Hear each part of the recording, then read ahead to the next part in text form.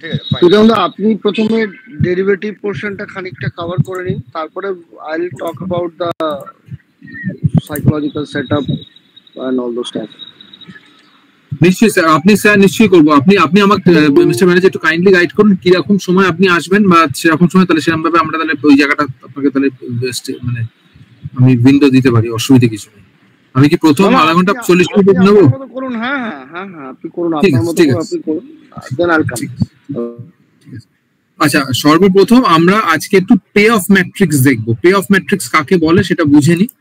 Pay off matrix মানে আমি কিনলাম, এবার জিনিসটা যদি নিচের দিকে যায় তাহলে কি কতটা লোকসান হতে পারে, কি প্রফিট হতে পারে, এটা বুঝে নি। আপনার চোখের সামনে আপনি যেটা দেখছেন এটা বায়ারের গ্রাফ। বায়ারের গ্রাফ মানে আপনি জিনিসটা কিনেছেন, ধরে নি যে আপনি জিনিসটা এরকম একটা জায়গায় 100 টাকায় কিনেছেন। এবার 100 টাকার জিনিসটা যদি যেটা কিনেছেন এটা গ্রাফ হলে তো অ্যাক্সিস থাকবে, তো এই যে অ্যাক্সিসটা আপনারা দেখছেন এটা আমরা এক্স অ্যাক্সিস বলে থাকি, আর এই অ্যাক্সিসের উপরে যেটা আছে ভার্টিক্যাল অ্যাক্সিস এটা ওয়াই অ্যাক্সিস। তাহলে এই পোরশনটা বেসিক্যালি আমরা বলতে চাইছি প্রফিট, এই পোরশনটা আমার লোকসান। ঠিক আছে, এবার ব্রেক ইভেন পয়েন্ট এইটা আমি 100 টাকায় কিনেছি। এবার যদি 105 টাকা হয় আমার 105 টাকা প্রফিট হলো, 110 টাকা চলে গেল আমার প্রফিট হলো। তো বেসিক্যালি যত আমার ডান দিকে প্রাইসটা মুভমেন্ট করছে আই এম স্মাইলিং, কারণ আমার প্রফিট হচ্ছে। ঠিক আছে, তো এই যে গ্রাফটা এদিকে যাচ্ছে এটা আমার স্পট প্রাইস বা যে জিনিসটা কিনেছি তার প্রাইস মুভমেন্ট এদিকে গেলে আমরা পজিটিভ হচ্ছি। কিন্তু 100 টাকার জিনিসটা যদি আমার নেগেটিভ হয়ে যায়, যদি নেগেটিভ মানে 100 টাকার নিচে চলে আসে, তাহলে আমার লোকসান হবে। আর নিচের দিকে এই যে পোরশনটা দেখছেন আমরা যেটা একটু করবার চেষ্টা করছি, ওখানে যে হাসলাম, তাহলে এখানে আমার কাঁদতে হবে। ঠিক আছে, এখানে আমার কাঁদতে হবে, এখানে যত নিচের দিকে যাবে আমার লস হবে। ঠিক আছে, তাহলে আমরা বলি শেয়ার বাজার হচ্ছে zero sum game. Zero sum game মানে কেউ যদি হাসে তার হাসিটাকে কোনো কান্না স্পন্সর করছে, এটা মনে রাখতে হবে। তাহলে এটার উল্টো ডায়াগ্রামটা যদি আমরা আঁকি তাহলে সেটা আমার সেলারের গ্রাফ হবে। তো এটা আমরা সেলারের গ্রাফটা তলাতে এঁকে দিতে পারি, একটু দেখে নিন, কারণ এই কনসেপ্টটা খুব ক্রিটিক্যাল। আমি দেখেছি অনেক সময় লোক অপশন নিয়ে কাজকর্ম করে বোঝে, কিন্তু গ্রাফিক্যাল ইন্টারপ্রিটেশন বা পে অফ ম্যাট্রিক্সটা অতটা ফোকাস করে না। আমরা এই পুরো দেখুন শেয়ার বাজারে কি হয়, ভূতে কেউ টাকা জোগাড় করে না। এখান থেকে আমরা লোকেদের আজকে রাকেশ স্যার একটু সাইকোলজি নিয়ে কথা বলবেন। দেখুন মিডিয়া যে দেখি, মিডিয়ার সম্বন্ধে এগেস্টে কিছু কথা বলছি না, কিন্তু দেখুন মাঝে সাঝে খবরের কাগজে আসে এত মার্কেট ক্যাপ উধাও হয়ে গেল, শেয়ার এত পড়ে গেল। আরে বাবা, পড়ে গেল ঠিক আছে, লোকসান হয়েছে, কিন্তু কেউ তো বিক্রি করেছে, তারা তো প্রফিট হয়েছে, সেটা বুঝতে হবে। দাম উঠলে যে বায়ার তার প্রফিট হয়, যদি দাম পড়ে যায় যে আগের থেকে বেঁচে রেখেছে। আমরা ছোটবেলায় যখন অঙ্কটা করতাম, রামশ্যামের অঙ্ক, টেবিলের অঙ্ক, টেবিলটা আগে কিনতে হবে তারপরে বিক্রি করতে হবে, শেয়ার বাজারে আগে বিক্রি করে দেওয়া যায়, কোনো সমস্যা নেই। তো এইটা আমরা একটু নিচের দিকে আসি, দাঁড়ান।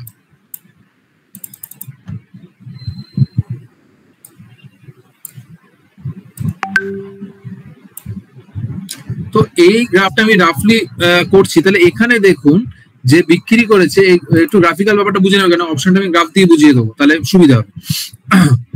8:40 বাজে, হ্যাঁ। তাহলে এবার এই সেম 100 টাকা, এবার কেউ যে কিনেছে, যদি একটা লোকের বিয়ে হয় কেউ ওকে বিয়ে করেছে, ও যদি কিনে থাকে কেউ বিক্রি করবে।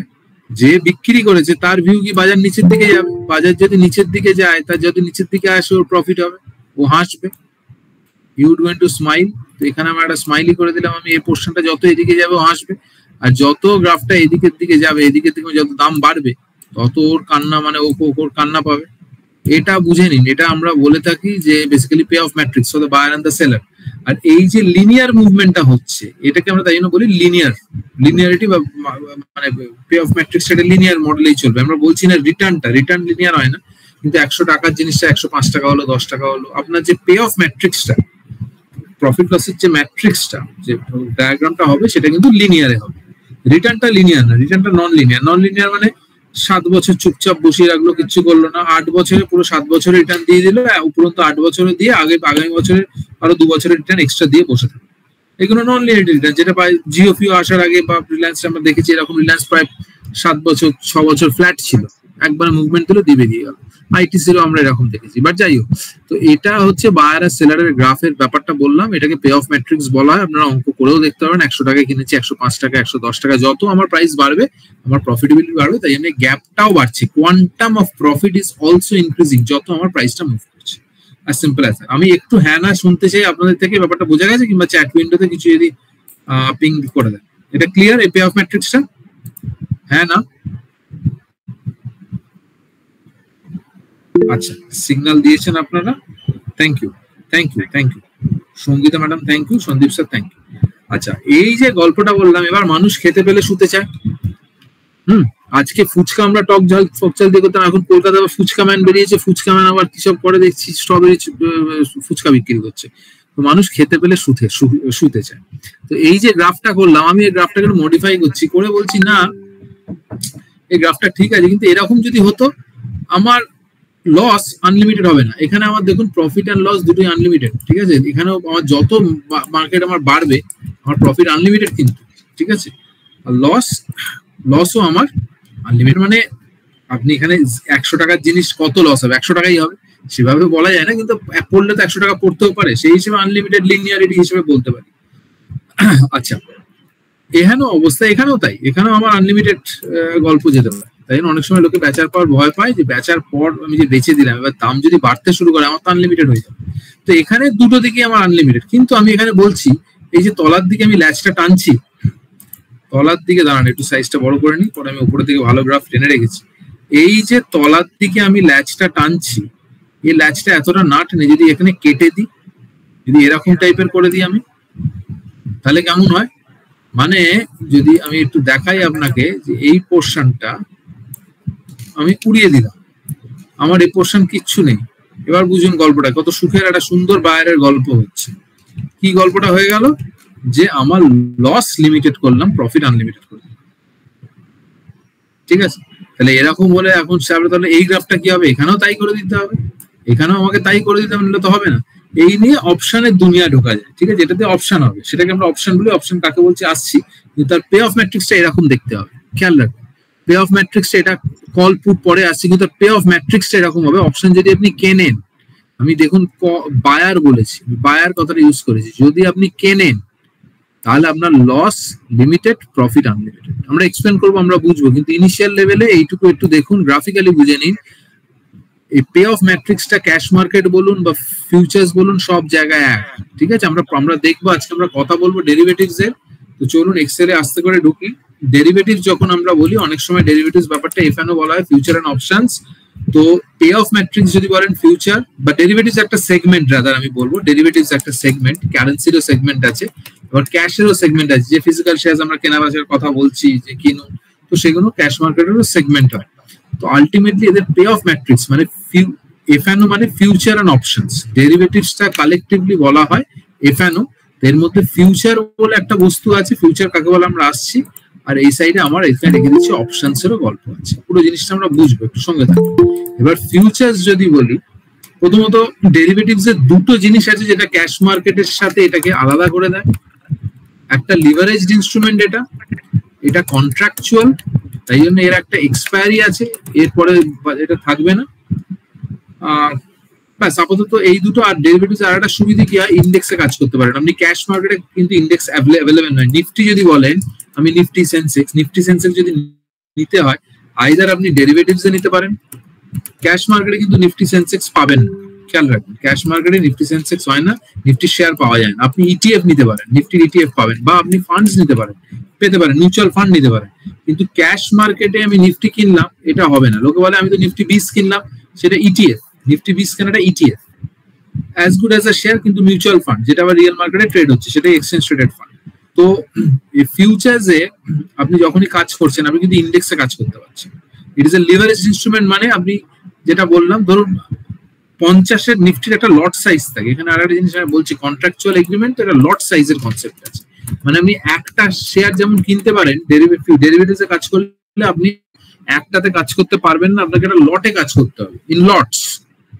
মানে ধরুন মিনিমাম 25টা নিফটি কিনতে হবে। আগে নিফটি লট সাইজ ছিল 50টা মিনিমাম, ওটা নিতেই হবে। তারপরে আপনি মাল্টিপ্লাই করতে পারেন, এখন যদি 25 হয় 50, 75, 100 নিতে পারেন, মাল্টিপলস অফ 25। আগে 50 ছিল, তো অ্যাপ্রক্সিমেটলি বলছি, যখন 50 ছিল, আমি অত ডেরিভেটিভস মাথা মারি না, তখন 1.5 লাখ টাকা মার্জিন লাগতো। তার মানে বুঝুন, আমি একটা রাফ বলছি, এখন 22,200 হচ্ছে নিফটি চলছে, 22,200 কি 22,300, যাই 22,300 যদি নিফটি, আমি 50-এর লট ধরে বলছি স্যার, আমি এখন 25 লট বলবো না, 50-এ কিছু কাজকর্ম দেখতে পারতাম, ভাবনা চিন্তা করতে পারতাম। তো এটা লট সাইজ কত ছিল, ধরুন 50। ইমপ্লিকেশনসটা বুঝেন, ঠিক আছে। এটা প্রাইস বলছি। তাহলে আপনার এটা লটস যে কন্ট্রাক্ট ভ্যালু হবে, আপনি যে নিফটি কিনবেন বা বেচবেন যাই কিছু করুন না কেন, তার ভ্যালুয়েশন কত হবে? 22,300 মানে কত হচ্ছে? প্রায় 11,15,000 টাকা। জেনারেলি 12% মতো পড়ে, তো অ্যাপ্রক্সিমেটলি তার জন্য মার্জিন দিতে হয় আপনার। যদি 12% মার্জিনে চলে, কথা বলছি যে 12% মার্জিন কি জিনিস আমরা আসছি। আপনি তো আর 11,15,000 টাকা দিয়ে কাজ করবেন না। আপনি বলবেন না ভাই এত টাকা আমি দিতে পারবো না, দেবো না, আমি এত টাকা দেবো না, কিন্তু আমি জিনিসটা কাজ করতে চাই বলে ঠিক আছে আপনি 1,33,800 টাকা দিন। মানে কথা বলছি 12% মার্জিন, 12-13 এই মার্জিন সিস্টেমটা এক্সচেঞ্জ ডিসাইড করে। মার্জিনিং ব্যাপারটা কি না, আজকে আমি কিনলাম, কালকে বললাম না জিনিসের কিনলাম, জিনিসের দামটা পড়ে গেল, না আমি নেই।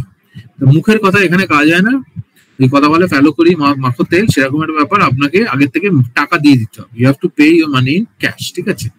আপনার মনে রাখতে হবে যখনই আপনি F1 F2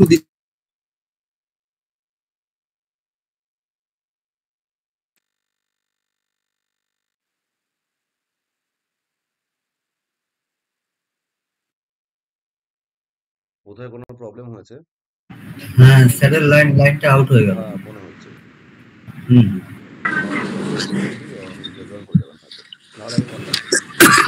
ভিক্টর তুই একবার কল করে দেখ প্রীতম দাকে, আমি ততক্ষণ একটুখানি এদের সাথে কথা বলবো।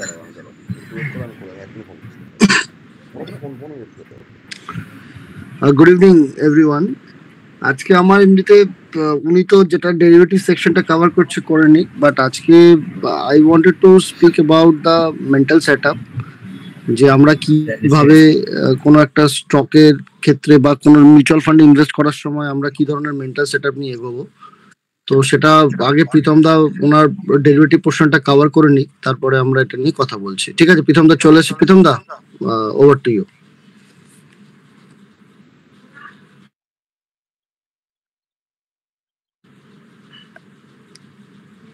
প্রীতম দা ইউ ক্যান স্টার্ট। প্রেজেন্ট হচ্ছে। উনি মিউটে আছেন। হ্যাঁ প্রীতম বাবু আপনি মিউটে আছেন। এবার ঠিক আছে? পারফেক্ট। দেখুন প্রাইস আমরা নিফটি বলেছিলাম 22,300, ধরে নিই নিফটি এখন লট সাইজ, কারেন্ট লট সাইজ কমেছে, আমরা 50 ধরলাম। নিফটি লট সাইজ বাড়বে কি কমবে এক্সচেঞ্জ ডিসাইড করে। কন্ট্রাক্ট ভ্যালু মানে যে প্রাইস আর যে লট সাইজে কিনছেন, আপনাকে মিনিমাম এই এতগুলো নিফটি কিনলে এতগুলোই কিনতে হবে। এখন 25 হয়েছে, দাম কম আলাদা ব্যাপার, 50 ধরে চলুন। মার্জিনিং সিস্টেমটা আমরা এই জন্য রাখছি যে আপনাকে টোকেন কমিটমেন্ট করতে হবে। আপনি 100 টাকায় কিনলেন, এই ব্যাপারটা কনসেপ্টটা বুঝে নিন। 100 টাকায় কিনলেন, এবার দাম পড়ে গেল 90 টাকা, না আমি ইন্টারেস্টেড না, তখন কি করে সেটেলমেন্ট হবে? যে বিক্রি করে দিচ্ছে 100 টাকায়, যখন 90 টাকা পড়ে গেছে তার তো লাভ হলো। তাই জন্য আগের থেকে দুটো পার্টিকে টাকা দিতে হবে, F1 কেও দিতে হবে। অব্লিগেশন যখন ক্রিয়েট হচ্ছে না, তখন কেউ লসে নেই, সময় যাবে, তারপর একজন প্রফিট করবে একজন লস করবে। সেই যে টাকাটা আগের থেকে দিলেন, এবার আপনি বলেন না আমি ইন্টারেস্টেড না, কোনো ব্যাপার না, তুমি টাকা দিয়েছো, সে টাকা থেকে অ্যাডজাস্ট করো, যেটা এক্সট্রা থাকবে। অ্যাডজাস্ট করা মানে ধরুন আমি কথা বলছি ইনস্ট্রুমেন্টটা সারাদিনে ভোলাটিলিটি কথা বলছি 1% 1.5% মতো ভোলাটাইল ইনস্ট্রুমেন্ট আছে, সেখানে হয়তো এক্সচেঞ্জ ডিসাইড করে ডবল ট্রিপল মার্জিন ভোলাটিলিটির অ্যামাউন্টের উপর বেস করে কেটে দেবে। আপনার কাছ থেকে কথা বলছি সেরকম ভাবে হিসেব করে 5-6 টাকা কেটে দেবে। এবার যখন সেটেলমেন্ট আসছে সেই টাকাটা আপনার থেকে অ্যাডজাস্ট হবে। কথা বলছি 90 টাকা হয়ে গেল, 90 টাকা যখন হয়ে গেল 90 রুপিস, আপনার 10 টাকা যাচ্ছে, আপনি বলেন আমি কাজ করতে ইন্টারেস্টেড, তাহলে আপনি যদি 20 টাকা দেন, সে 20 টাকা থেকে 10 টাকা কেটে নেওয়া হবে, সেটেলমেন্ট করতেই হবে। ফোর্সড সেটেলমেন্ট, ক্যাশ মার্কেটে কিন্তু ফোর্স সেটেলমেন্ট নেই। ক্যাশ মার্কেটে আপনি কিনলেন, ঠিক আছে, সেটেলমেন্ট মানে মালপাল সবকিছু আসবে, বিক্রি করবেন কি করবেন না সেটা আপনি রেফার করতে পারেন। একটা লেগ অফ দ্য ট্রানজাকশন হয়, লেগ অফ দ্য ট্রানজাকশন মানে আবার বাই করলেন, একবার অনেক সময় দেখবেন বিভিন্ন জায়গায় আপনারা পড়বেন, ইউটিউব দেখবেন, তখন অনেক সময় বলা হয় ট্রানজাকশনস এর লেগ। লেগ বলতে কিছুই না, বাই আর সেলটাকে বলা হয় transactions leg, leg of the transactions. Cash মার্কেটে আপনি বাই করার পর সেল নাও করতে পারেন, আমি টাকা দিয়ে দিয়েছি, আমার কাছে মাল এসে গেছে, কোনো অসুবিধা নেই। ডেরিভেটিভস এটা হবে না। ডেরিভেটিভস আপনি যদি কেনেন, ওই এক্সপায়ারি ডেট, ওই কন্ট্রাক্ট, ওই দিনে আপনাকে সেটেল কম্পালসারি হতে। আপনি যদি কিছু নাও করেন সদা কেটে দেওয়া হবে। মানুষ জন্মালে মৃত্যু হবে। এই কন্ট্রাক্ট গুলো ধরুন নিফটির, ধরুন মে মাসের যে কন্ট্রাক্টটা চলছে, এটা লাস্ট থার্সডেতে এক্সপায়ার করবেই করবে। তাই জন্য নিফটির, আপনি যদি নিফটির যে কোনো ডেরিভেটিভস এর কন্ট্রাক্ট আপনার টার্মিনাল বা কোথাও দেখেন, তাহলে ওটাতে দেখবেন 30th মে নিফটি এক্সপায়ার করে বলে 30th মে থাকবে, লেখা থাকবে। আমরা যদি দেখতে চান আমরা দেখিয়ে দিচ্ছি আপনাকে, একটা অপশন চেন আছে এখানে, আচ্ছা, এটা অপশন চেনটাতে পরে আসছে। আমরা এখানে একটু ছোট্ট করে একবার এনএসসি ইন্ডিয়ার ওয়েবসাইটে পুরোটাই গুছিয়ে দেখিয়ে দিই, সুবিধা হবে। এনএসসি ওয়েবসাইটে যাবেন, মার্কেট ডেটাতে ক্লিক করবেন, ধরুন ইন্ডাইসেস, এটা ফিউচার্স ডেরিভেটিভস মার্কেটে ক্লিক করবেন, মার্কেট ডেটার উপর, ঠিক আছে। ডেরিভেটিভস মার্কেটে আপনি যখন আসবেন, আমরা বাঙালি হিসেবে ল্যাক্সেই দেখি সুবিধা আছে, ক্রোর্সেই দেখি সুবিধা হবে, বিলিয়ন্সে অসুবিধা হবে। ধরুন ব্যাংক নিফটি, ফ্যাম নিফটি আছে, এখানে আপনার নিফটির কন্ট্রাক্টটা দেখতে হবে। উপরে যাই, উপরে গিয়ে দেখুন টপ 20 কন্ট্রাক্ট, স্টক ফিউচার্স নেবেন। স্টক কি হয়, ইন্ডেক্সের কাজ করা যায়। যে ইন্ডেক্স বলতে নিফটি, সেন্সেক্স, যেগুলো ইন্ডেক্স সূচক বা ইন্ডিভিজুয়াল স্টকসেরও হয়। স্টকস বলতে ধরুন state bank, HDFC, Canada bank, এগুলো আছে স্টক ফিউচার্স, ঠিক আছে। আমি এখানে ইন্ডেক্সেরটাই দেখি, ঠিক আছে, ইন্ডেক্সের ফিউচার। এবার Nifty futures, Nifty 50 futures contracts আছে। এবার নিফটি ফিউচার কিন্তু 30 এর এক্সপায়ারি আছে। এট আ টাইম 3টে ফিউচার ওপেন থাকে, 3টে কন্ট্রাক্ট ওপেন থাকে ফিউচারে। তাহলে কি আছে, 30 মে 2024, 27 June, under all probability last বৃহস্পতিবার 27 জুন, লাস্ট থার্সডেটা ইম্পর্টেন্ট, সেখানেই কন্ট্রাক্ট এক্সপায়ার হবে। 30 মে এর পর এই কন্ট্রাক্টে আর কোনো কাজ হবে না। আপনি যদি কিনতে চান কিনুন, বেচতে চান বেচুন, সবকিছু ঠিক আছে। তারপরে ঘুপটি মেরে বসে থাকলাম, উগ্রপন্থীদের মতো কিছু করলাম না, পুলিশ এসে খুঁজবে, না খুঁজে পারতে গেলে জীবন বেঁচে গেলে, এসব হবার কোনো সিন নেই। এই ভাগ্যের খেলার মতো 30 মে আপনার ভাগ্য আপনাকে খুঁজে নেবে, ও কন্ট্রাক্ট সেটেলমেন্ট হবে, স্কোয়ার অফ হয়ে যাবে। মার্জিন দেওয়া আছে, পালিয়েও লাভ নেই। 1.5 লাখ টাকা, 1,40,40 যাই থাকুক, মার্জিন দেওয়া আছে। আর যদি 25 লট হয়, মার্জিন হয়তো কমে যাবে। মার্জিনটা আমি পরে এক্স্যাক্টলি কত আছে নিফটিতে যারা ইন্টারেস্টেড আমি লিখে দেবো, আমি এখন আর ডিটেলসে ঢুকছি না। Just see the modus operandi কিভাবে কাজ করা হয়। তো এই 30 মে এক্সপায়ারি ডেট, এর মধ্যে কম্পালসারিলি সেটেল হবে। বারবার একটা কথা বলছি, এখানে ফোর্স সেটেলমেন্ট, আপনি টাকা দিন বা না দিন মার্জিন থেকে অ্যাডজাস্ট হবে। তো this is how the futures worked. এটা ফিউচার্স এর কথা বললাম। ফিউচার্সে কি থাকে, ইন্ডেক্স ফিউচার্স হতে পারে, স্টক ফিউচার্স হতে পারে। যদি খুব ইচ্ছে হয় ইন্ডেক্স ফিউচারে কাজ করবেন, স্টকে করবেন না, ভোলাটিলিটি কিন্তু আরো বেশি থাকে। ইন্ডেক্সে ম্যানিপুলেট করা মুশকিল, স্টকে কিন্তু ম্যানিপুলেশন হলে আপনার মার্জিন বাড়াতে হবে, মুশকিল হয়। যদি ফার্স্টে যখন কাজ করতে আসছেন, ইন্ডেক্স আমরা আসবো কি কি ইনস্ট্রুমেন্ট আছে ডেরিভেটিভসে। ডেরিভেটিভসে এখন যেটুকু আপনারা বুঝতে পাচ্ছেন, ইন্ডেক্সের ফিউচার আছে, স্টকের ফিউচার আছে, ইন্ডেক্সের অপশনস আছে, স্টকসের অপশনস আছে। 4টে ইনস্ট্রুমেন্ট আপনি ব্রডলি পাবেন, আমরা লিখে দিচ্ছি। Index futures, stock futures, index options আর স্টক অপশনস, ঠিক আছে। একটা প্রশ্ন এসেছিল আমার কাছে আরবিট্রাজে, আমরা উত্তর দেবো, এখন একটু এগিয়ে নিই। Index futures, stock futures, index option, stock options. যদি খুব ইচ্ছা হয় আমরা বলবো ইন্ডেক্স অপশনস দিয়ে জীবন শুরু করবেন, খুব যদি ইচ্ছে হয়। ফিউচারে হাত দেবেন না, ফিউচারে আনলিমিটেড প্রফিট, আনলিমিটেড লস সামলানো যায় না। ইচ্ছে করছে, খুব ইচ্ছে করছে, পেপার ট্রেডিং আছে, মনে মনে সদা করুন, পেপার ট্রেডিং করুন, কোনো সমস্যা নেই। কনজিকিউটিভ ডিসিপ্লিনের সাথে করুন, কনফিডেন্স আসছে, তারপরে কাজকর্ম করুন, এক লটে করুন, তা আলাদা ব্যাপার। কিন্তু খুব ইচ্ছে করছে রিয়েল টাইম পেপার ট্রেডিং, মনে হচ্ছে না পেপার ট্রেডিং আবার কে করে, আমি তো পুরুষ মানুষ, কাজ করতেই হবে, এরকম একটা মেন্টালিটি, বা মনে হচ্ছে না মর্দ কো দর্দ নেই হতা হ্যায়, খুব কনফিডেন্ট, তাহলে আপনি ইন্ডেক্স অপশন থেকে কাজ করুন। ইন্ডেক্স অপশনস কি আসবো। তো আপাতত এটাকে আমরা কনক্লুড করলাম, ফিউচার্সে as if as cash market, কিন্তু কিছু কিছু জায়গায় ডিফারেন্স, আপনাকে মিনিমাম একটা লট সাইজে কাজ করতে হবে। যদি 25 লট হয়, 50, 75 মাল্টিপলসে কাজ করতে হবে। একটা স্পেসিফিক ডেট থাকে, সেই ডেটে অটোমেটিক্যালি সেটেলমেন্ট, মানে আপনি একটা মার্কেটে ভিউ নিয়েছেন, রাকেশ স্যার ধরুন বলছেন অমুক অমুক স্টক ভালো, আপনি ভিউটা নিয়েছেন, তারপরে ভিউটা মিলছে না, বলা হয় ট্রেডিং মেন্টালিটি নিয়ে ঢুকলাম, আমি ইনভেস্টার হয়ে গেলাম। ক্যাশ মার্কেটে পসিবল, এখানে আপনার ইনভেস্টার হওয়ার কোনো জায়গা নেই, সেটেলমেন্ট হবেই হবে, ঠিক আছে। তারপরে এটা স্পেসিফিক লট সাইজে। তো এটাই হচ্ছে নেট ফিউচার্স এর গল্প। বারবার বুঝতে পারছেন, 22,300 আছে, আপনি ভেবেছিলেন কিনে বসে থাকলেন, নিফটি ফট করে চলে গেল, আপনার 22,000 হয়ে গেল।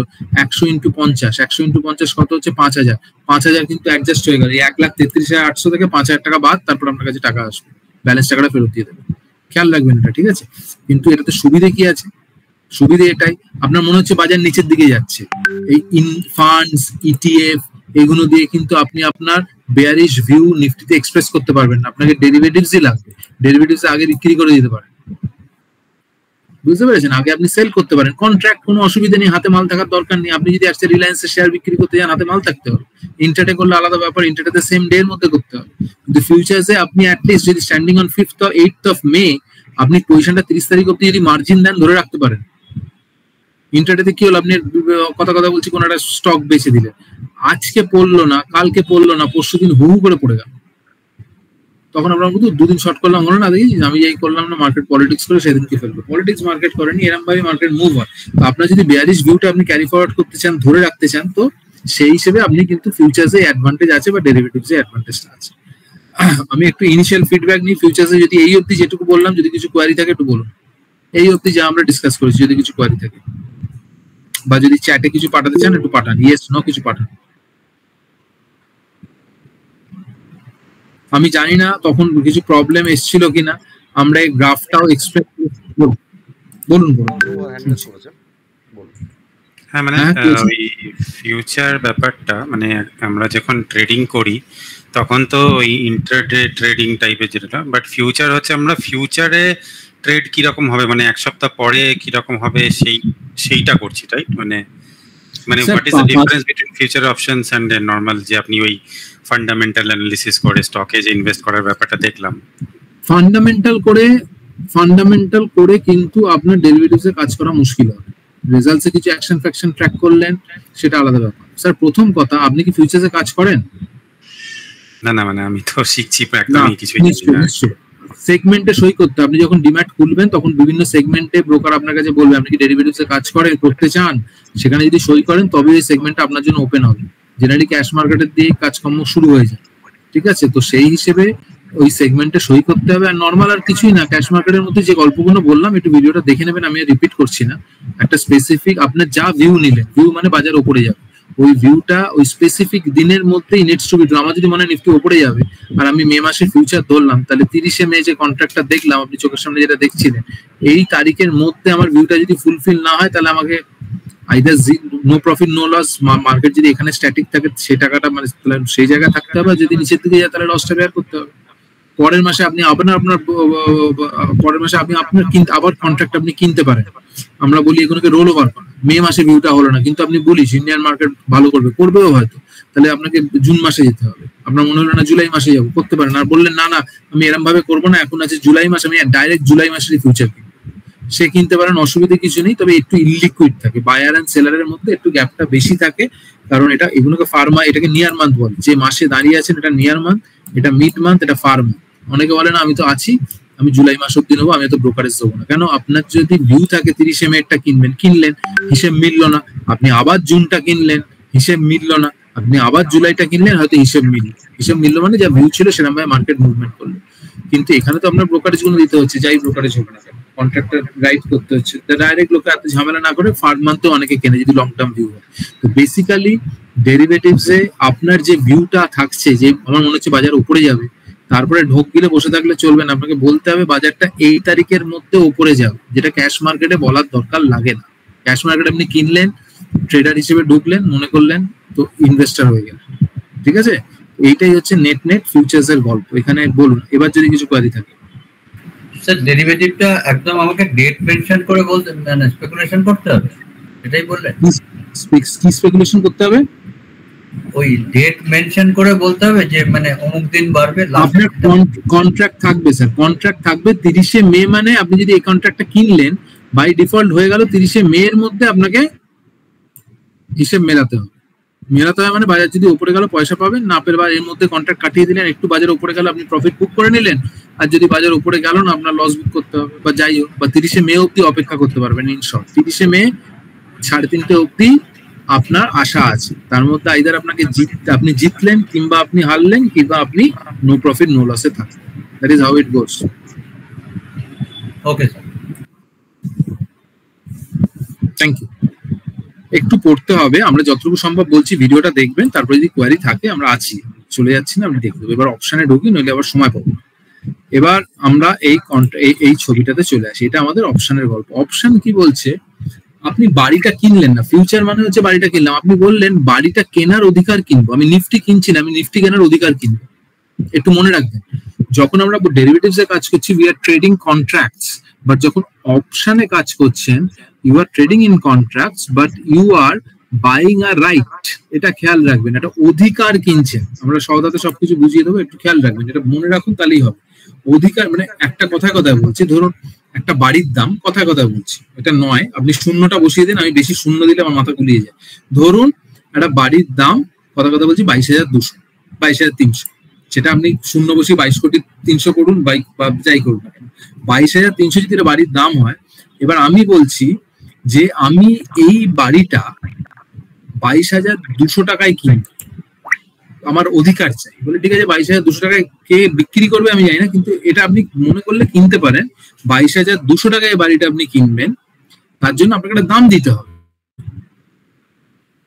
এবার আপনি 22,200 টাকায় যে কিনছেন সেটাকে আমরা বলছি you are buying the right, you are buying, একটু মন দিয়ে শুনবেন, এই জায়গাটা খুব critical, buying the right to buy the Nifty বা হাউস, যেটাই আমরা বলছি, আমরা নিফটি বলছি, at 22,200 for a certain price। একটা দাম তো আপনি কিনতে চাইছেন, দাম তো দিতেই হবে, সেই প্রাইসটাকে আমরা বলছি প্রিমিয়াম। খেয়াল রাখবেন, আপনি অধিকারটা কিনছেন স্যার, বারবার বলছি, আপনি বাড়িটা কিনছেন না, আপনি নিফটি কিনছেন, you are buying the right to buy the Nifty. এই যে বাইং দ্য রাইট, এটাকে বলা হয় কল, এটাকে বলা হয় call option. Buying, you are buying a right to buy, ঠিক আছে, আপনি কল অপশনটাকে বলছি অধিকার, রাইট টু বাই, ঠিক আছে, আমরা ভুল বললাম, কল অপশনটাকে আমরা বলছি রাইট টু বাই, কেনবার অধিকার। এবার কেনবার অধিকার যে ইনস্ট্রুমেন্টটা, রাইট টু বাই, এটা কেনা যায় বেচা যায়, এরকম ভাবে ইনস্ট্রুমেন্টটা সাজানো হয়। আপনি 22,200 টাকার জিনিসটা কিনতে চাইছেন, আমরা একটু দেখি 22,200 টাকার জিনিসটার দাম কি। যদি নিফটি এখন চলছে ধরুন 22,000 কত চলছে নিফটি, আমরা দেখে নিই একটু, নিফটি এখানে কত চলছে। নিফটি চলছে দেখুন আন্ডারলাইং ইন্ডেক্স, ডেরিভেটিভস মানেই মনে রাখতে হবে it's value is derive from certain underlying. Reliance এর ফিউচার থাকে, আইসিআইসিআই ব্যাংকের ফিউচার থাকে, আপনার আরবিট্রাজ ফান্ড দেখেছেন, আমরা ছোট্ট করে এক্সাম্পল বলেছি, একটু দেখে নেবেন আরবিট্রাজ ফান্ডটা, আরবিট্রাজ ফান্ডের ভিডিওটা একটু দেখবেন। তো এখানে কি হয়, ক্যাশ মার্কেটে একটা প্রাইস চলে, ফিউচার্স মার্কেটে একটা প্রাইস চলে। এখন আন্ডারলাইং নিফটি কত চলছে, 22,302।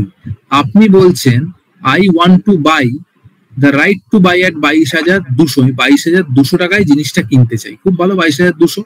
এই যে এই ইনস্ট্রুমেন্ট আপনি 22,200 টাকায় কিনতে চাচ্ছেন, বাঁ দিকে হচ্ছে আপনার কল, ডান দিকে হচ্ছে পুট, ঠিক আছে, দেখুন এখানে পুট লেখা আছে, এদিকে কল লেখা আছে।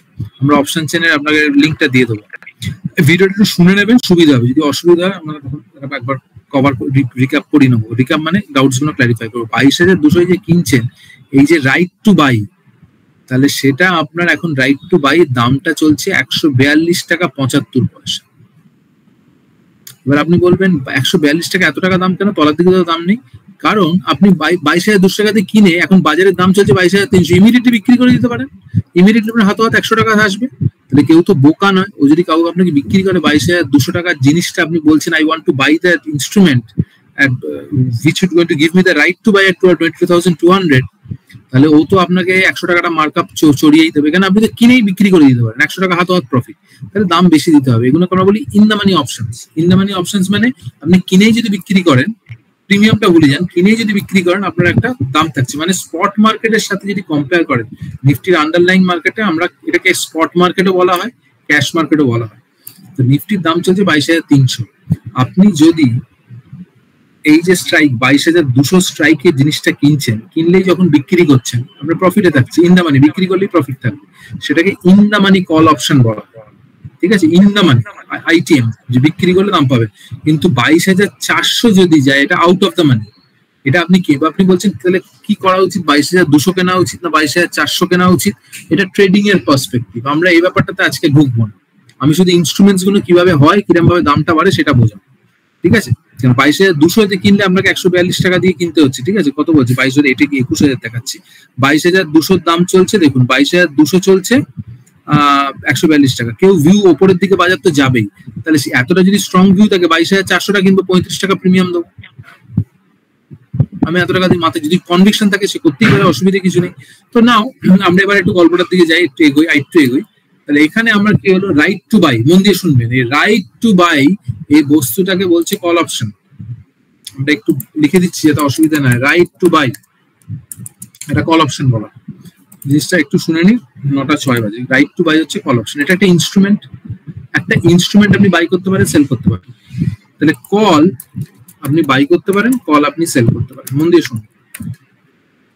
তাহলে আমি যখন অপশন কিনছি অ্যাজ আ বায়ার, আমি যদি অপশন কিনছি, আমি একটা প্রিমিয়াম পে করছি, এবং অ্যাজ আ বায়ার যে অপশন কিনছে তার লস লিমিটেড, প্রফিট আনলিমিটেড। এটা খেয়াল রাখবেন স্যার, যে অপশন কেনে এনি জায়গায় অপশন বায়ারে লস লিমিটেড, প্রফিট আনলিমিটেড। আমাদের মনে করলে একটা ছোট্ট এনএসসি বইও আছে অপশনসের, আমি দেখিনি, আপনাদের পাঠিয়ে দেবো, একটু পড়তে হবে, যদি পড়তে হবে যদি বিশদভাবে দেখতে চান, আমরা টেকনিক্যাল অ্যানালিসিসের জিনিস আপনাদের পাঠিয়ে দিচ্ছি, একটা ওয়ার্কবুক এনএসসি ওগুলো সার্টিফাইড জিনিস পাঠিয়ে দিলে সুবিধা, আমরা নিজেদের মতো করে বানিয়ে ওরকম কিছু করছি না, কারণ ভিডিওটা দেখবেন বইটা দেখে নেবেন, তাহলে এটা সুবিধা হবে, আর বইটা খুবই স্ট্যান্ডার্ড মেটেরিয়াল।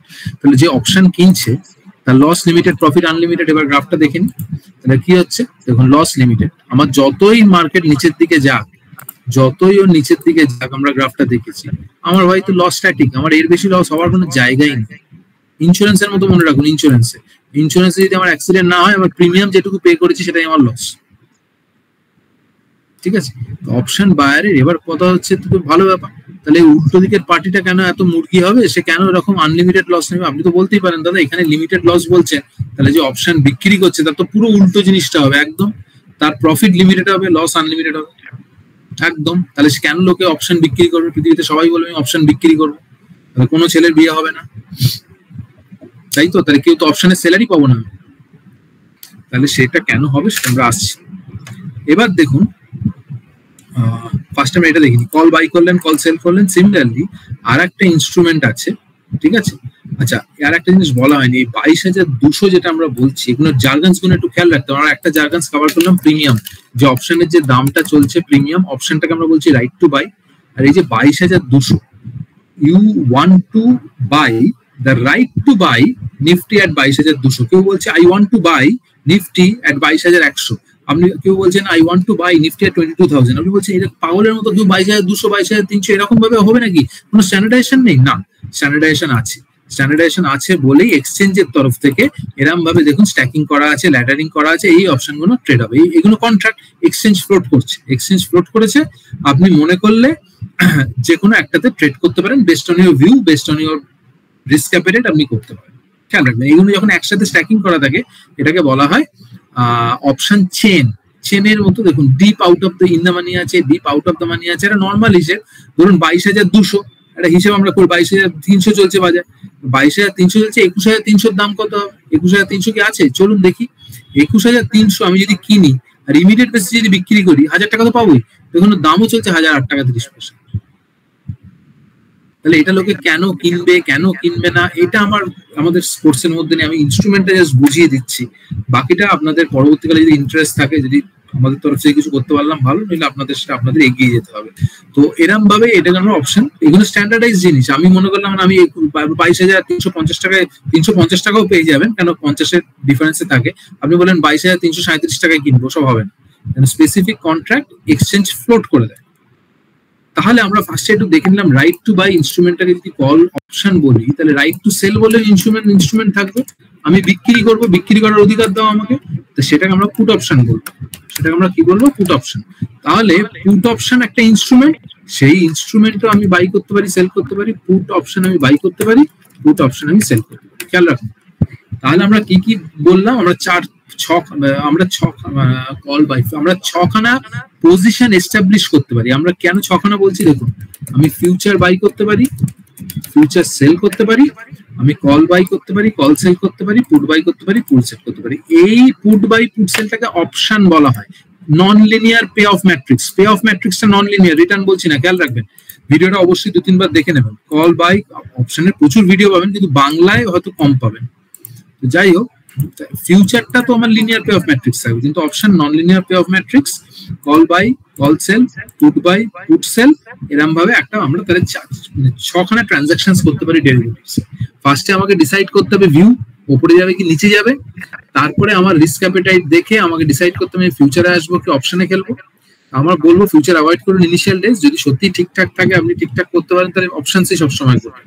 আর অপশন প্রেফারেবলি কিনুন, আইদার কল কিনুন কিংবা পুট কিনুন, সেলের দিকে যাবেন না। কেন সেলের দিকে যাবেন না? দেখুন, ফিউচার আপনি বাই করুন, সেল করুন, আমরা loss and profit is unlimited, আমরা দেখেছি আনলিমিটেড লস এন্ড প্রফিট হতে পারে, যেটা দেখলাম গ্রাফটা আমাদের unlimited P&L, profit and loss unlimited থাকছে, ঠিক আছে, আমরা এটা এখানে বলে দিলাম। সিমিলারলি এবার call buy, call sell, put buy, put সেলটা একটু বলে দিই, একটু মনে রাখার জন্য ইনস্ট্রুমেন্ট বলে দিচ্ছি, একটু খেয়াল রাখবেন, তারপর আমি এক্সপ্লেন করে দেবো। Call buy, call sell, put buy, put sell. আমরা বলেছি যে অপশন বাই করে লস লিমিটেড, প্রফিট আনলিমিটেড। যেহেতু লস লিমিটেড, ওকে মার্জিন দেওয়া, no need to pay margin, ঠিক আছে, মার্জিন দেওয়ার দরকার নেই, কেন ওর তো লস লিমিটেড, ও শুধু প্রিমিয়াম দিলেই হবে। কিন্তু যে অপশন সেল করছে, the guy who is selling option, তার ম্যাট্রিক্সটাই তো পুরোপুরি আলাদা হবে, তার তো গ্রাফটা খতরনাক গ্রাফ হয়ে যাবে।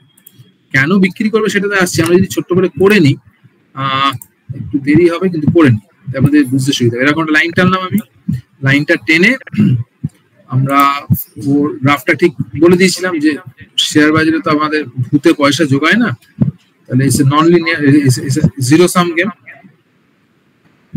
আমরা একটু ঠিক করে নিই। হ্যাঁ ঠিক আছে, আমরা এটা গ্রাফটা মধ্যে করে নিতে পেরেছি আশা করি। হ্যাঁ এখানে এটা লাল দিয়ে দিই, এটা আমি নীল দিয়ে দিই, এখানে নীল দিলে তো মুশকিল হচ্ছে, সবুজ দিয়ে দিই, সবুজ দিয়ে এটাও খানিকটা টেনে নিই, টেনে নিয়ে এই পোর্শনটা লাল দিয়ে করে দিই, এটা আবার লাল করে দিলে মুশকিল, ওটা সবুজ থাকুক।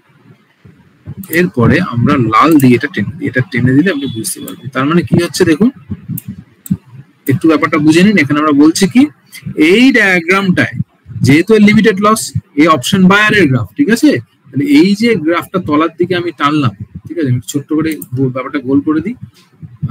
এই যে জিনিসটা আমরা করলাম, এই জিনিসটা হচ্ছে অপশন সেলারের গ্রাফ। ভিডিওটা অবশ্যই একটু দেখে নেবেন, এটা অপশন সেলারের গ্রাফ। তাহলে অপশন সেলারের গল্পটা কিন্তু পুরোপুরি অপশন বায়ারের থেকে উল্টো হয়ে গেল। এর লস হচ্ছে আনলিমিটেড, আর এর প্রফিট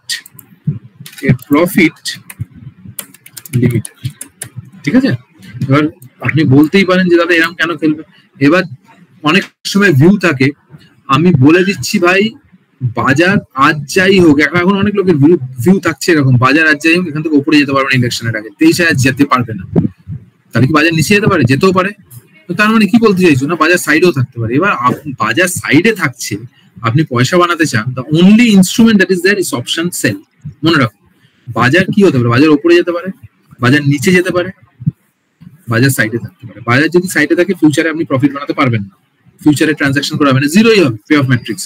কিন্তু যদি সাইডে থাকে, তাহলে তো বাজার মুভ করলো না, যেহেতু মুভ করলো না, you are allowed to keep the premium. Option seller প্রিমিয়ামটা রেখে দেবে, অপশন বায়ার প্রিমিয়াম দিয়েছে, অপশন সেলার ওই প্রিমিয়ামটা এর ম্যাক্সিমাম প্রফিট ও প্রিমিয়ামটা রেখে দেবে। তাহলে বাজার যদি সাইডে যায়, বিভিন্ন লোকের বিভিন্ন ভিউ, সে অপশন সেল করবে।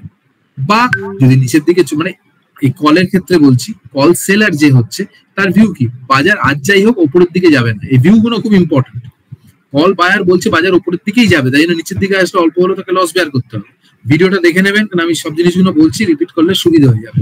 তো আমরা এখানে আরেকবার ছোট্ট করে চলে আসি। তাহলে অপশন সেলারকে মার্জিন দিতে হবে, খেয়াল রাখবেন, option seller needs to give margin. কেন অপশন বায়ারকে মার্জিন দিতে হচ্ছে না? অপশন সেলারের লস আনলিমিটেড হচ্ছে, অপশন সেলার লস আনলিমিটেড, তো পুট হোক কল হোক দুজনের জন্য, তাই জন্য hence he or she needs to pay margin. খেয়াল রাখবেন, হ্যাঁ, ওকে মার্জিন দিতে হবে। এরপর আমরা ছোট্ট করে একটা জিনিস বলি, দাদা গোলানোর জন্য তো পুরো পারফেক্ট সিনারিও বার করেছেন আপনি, 8:30টার সময় 9:30টার সময় শেষ করবেন, এত সব মনে কি করে রাখবো? মনে রাখার টোটকা দিচ্ছি। কল হচ্ছে right to buy, plus buy মানে প্লাস হয়ে গেল। দাঁড়ান, যেটুকু করছি একটু শুনতে থাকুন, দেখতে থাকুন, বুঝে যাবে। এরপরে কল, আমরা জানি কল মানে প্লাস, সেল, সেল মানে মাইনাস, শুধু লিখতে থাকুন। পুট মানে রাইট টু সেল, মনে রাখার জন্য বলছি, ঠিক আছে, মাইনাস। বাই মানে প্লাস, প্লাস দিন। পুট, পুট মানে কি, পুট মানে মাইনাস, রাইট টু সেল, এবং সেল, সেল মানে সেল, ঠিক আছে, সেল মানে সেল মাইনাস, তাহলে প্লাস প্লাস, ভিউটা কি, বুলিশ, ঠিক আছে। কল সেল, প্লাস মাইনাসে minus, what is the view? View হচ্ছে bearish. Put buy, put buy করছে, পুট বাই কে কি হবে, প্লাস মাইনাসে মাইনাস, আমার ভিউ কি, বেয়ারিশ, ঠিক আছে। আমার পুট সেল, মাইনাসে মাইনাসে প্লাস হয়, তাহলে what is my view? View important না, ভিউ মানে আমার যেমন জীবনের একটা লক্ষ্য থাকে সবার, ঠিক আছে, এইটা করবো সেটা করবো, যারা থাকে না তাদের কি কেলেঙ্কারি অবস্থা আপনারা জানেন। তো অপশনও যখন ট্রেডিং করছেন, এগুলো আপনার ভিউ তো থাকবে যে বাজার উপরে যাবে কি নিচে থাকবে, whatever is the view. View bullish বেয়ারিশের গল্পটা আমরা বলছি। এবার বুলিশ ভিউ কি করে ফর্ম করবেন, ফার্দার পড়াশোনা করতে হবে। অপশন একটা জিনিস আছে, ওপেন ইন্টারেস্ট, সেটা ট্র্যাক করতে হয়। তো পুট সেল যদি বলেন, পুট সেল করছেন, তাহলে প্লাস মাইনাসে মাইনাসে পজিটিভ, আমরা জানি double negative makes a positive, তো এখানে ভিউ কি হবে, বুলিশ। এবার গল্পটা হচ্ছে, দেখুন আমার এখানে পুট সেল করছি আমার বুলিশ ভিউ, আমি কল বাই করছি বুলিশ ভিউ। তো কল বায়ারের বুলিশ ভিউ আর পুট সেলারের বুলিশ ভিউ মানে পার্থক্য আছে। পুট যে সেল করছে তার প্রচুর পকেটে পয়সা আছে, সে সেলার তো মার্জিন দিচ্ছে, এবং তার ভিউ বুলিশ শুধু নয়, সে বলছে আর যাই হোক it would not be bearish. ঠিক আছে, আমরা ভিউ বুলিশটা সরিয়ে দিচ্ছি, ভিউ হচ্ছে can't market can't go down. এটা আরো টেকনিক্যালি কারেক্ট আনসার, কারণ ভিউ কান্ট গো ডাউন মানে মার্কেট কান্ট গো ডাউন। ঠিক আছে, তার মানে ভিউটা কেন বাজারে সাইডেও থাকতে পারে, সাইডে থাকলেও পয়সা বানাবে, সাইডে থাকলে এ কিন্তু পয়সা বানাতে পারবে না, সাইডে থাকলে এ পয়সা বানাতে পারবে না, এই পয়সা বানাতে পারবে। ঠিক আছে, সিমিলারলি কল সেল আর পুট বায়ের মধ্যে কল সেলারের কি বক্তব্য, ভিউ হচ্ছে মার্কেট কান্ট গো আপ। খেয়াল রাখবেন, ভিউ হচ্ছে মার্কেট কান্ট, আমি রিপিট করছি না, but Kant go up. Option যারা বিক্রি করছে তারা কিন্তু বাজার সাইডে গেলেও পয়সা বানাতে পারে। ঠিক আছে, ভিউ হচ্ছে মার্কেট কান্ট গো আপ। এরকম ভাবে ব্যাপারটাকে আপনি দেখবেন, যদি বাজার সাইডে থাকে কল সেলার পয়সা পাবে, কি পয়সা পাবে, সেটুকুই প্রফিট পাবে, অপশন বায়ারের যে প্রিমিয়াম আছে সেটুকুও রাখতে পারবে। ঠিক আছে, এরকম ভাবে ব্যাপারটাকে আপনাকে দেখতে হবে। কল, তাই আমি সবসময় বলছি এটা ভিউ নিন। এবার দেখুন একটা জিনিস থাকে, এই যে ভলিউম, এই যে দেখুন ভলিউম তো ডেফিনেটলি আপনারা জানেন, এখানে কন্ট্রাক্টে কাজ হয়, তো এখানে এটাকে বলা হয় ওপেন ইন্টারেস্ট। এটাকে বলা হয়, যেমন ক্যাশ মার্কেটে ভলিউম আছে, এখানেও ভলিউম আছে, এখানে একটা ওপেন ইন্টারেস্ট হয়, তার ভলিউম মানে 50 দেবে। এখানেও ফিউচারে আপনি ভলিউম পাবেন, ডেরিভেটিভে ভলিউম পাবেন, ওটাকে বলা হয় 50। কিন্তু ওপেন ইন্টারেস্ট কত, কলারটা কিনেছো ভাই, কলার বিক্রি করেছে, আমি ওপেন ইন্টারেস্ট 50টা কিনে আমি বলবো 1 লট কিনেছি, ওপেন ইন্টারেস্ট। তো যদি বাজারের প্রাইস উপরের দিকে যায় আর মার্কেটের দামও উপরের দিকে যাচ্ছে, ডিফারেন্স অফ ওপিনিয়ন আছে, আমরা বলেছি ডিফারেন্স অফ ওপিনিয়ন থাকলে টেকনিক্যাল অ্যানালিসিসে বলেছি difference of opinion is good, trending বাজার যাবে। ডিফারেন্স অফ ওপিনিয়ন মানে বায়ার কিনছে, সেলার বিক্রি করছে এবং বাজারে ট্রানজাকশনস হচ্ছে। তো যদি ওপেন ইন্টারেস্ট, যদি price up, open interest up, উপরের দিকে যাচ্ছে, তাহলে আমরা বলছি লং বিল্ড আপ হচ্ছে, আমরা বলছি লং বিল্ড আপ হচ্ছে। এবার যদি দেখি প্রাইস আপ, উল্টোটা বলি, price down, open interest up, open interest up, price নিচের দিকে যাচ্ছে এবং এটা সাপোর্ট করছে, ওপেন ইন্টারেস্ট সাপোর্ট করছে, তাহলে আমরা বলছি শর্ট বিল্ড আপ। ঠিক আছে, সেরকমই আরো দুটো কম্বিনেশন হতে পারে, ধরুন price up but open interest down, মানে শর্ট কভারিং হচ্ছে, এখানে বাজার উপরের দিকে যাচ্ছে, গাড়ি যাচ্ছে, গাড়ি থেকে তেল পড়ছে, এটা আমরা লং বিল্ড আপ বলবো না, এটা বলবো শর্ট কভারিং। যারা শর্ট আছে তারা পয়সা শর্ট করেছে, তারা ভুল বুঝতে পেরে পজিশন কেটে পালিয়ে যাচ্ছে। আর লং বিল্ড আপে কি আছে, যে শর্ট করেছে ও যদি উপরে যাচ্ছে আমি আবার শর্ট করলাম, একটা গর্তমি আছে বাজারের মধ্যে, জেদ আছে, এই বাজার আরো উপরে যাওয়ার সম্ভাবনা আছে, খেয়াল রাখতে হবে। আর একটা কি উপরে আছে, প্রাইস ডাউন বাট ওপেন ইন্টারেস্টও ডাউন, খেয়াল রাখবেন, ওপেন ইন্টারেস্টও ডাউন, প্রাইস নিচের দিকে যাচ্ছে। ওপেন ইন্টারেস্টটা ক্যাশ মার্কেটে ভলিউমের মতো ট্রিট করুন, ওপেন ইন্টারেস্ট বেসিক্যালি কল লটে কাজ হচ্ছে, এটাকে যদি আপনি ভলিউমে কনভার্ট করতে যান তাহলে 1 লট বললে নিফটি যদি লট সাইজ 25 হয়, তার মানে 25 হচ্ছে ভলিউম। এরকম ভাবে ব্যাপারটাকে দেখতে হবে। তো যাই হোক, ভলিউম দরকার নেই, ওপেন ইন্টারেস্ট ট্র্যাক করুন। তো প্রাইস যদি ডাউন হয় আর ওপেন ইন্টারেস্ট যদি ডাউন হয়, তাহলে বিল হচ্ছে long unwind, long position unwind হচ্ছে। ঠিক আছে, বাজার নিচে যাচ্ছে বা উপরে আসছে, এটা quality signal. Long build up বা short build up quality signal মানে ঠিক আছে চলো আছি, কিন্তু এগুলো শর্ট কভারিং, এ কখন ফট করে শেষ হয়ে যাবে র্যালি আপনি জানেন, গাড়ি মোমেন্টামে চলছে। তো এগুলো টাইপের লোকে দেখে যে ওপেন, যদি আপনি কাজ করেন, আমি বলবো যদি ফিউচার্স যদি দেখতে চান, ডেরিভেটিভস যদি দেখতে চান, পেপার ট্রেড করুন। আমি 2-3টে কথা এখানে লিখছি, ডেরিভেটিভস এ কাজ করতে গেলে পেপার ট্রেড করুন, ট্রেন্ড লাইন টানুন, বা টেকনিক্যালটা একটু দেখে নিলেন, ক্যান্ডেল স্টিক্সটা একটু দেখুন, ক্যান্ডেল স্টিক্স দেখুন, ইন্ডিকেটর লাগাতে হলে ইন্ডিকেটর দেখুন।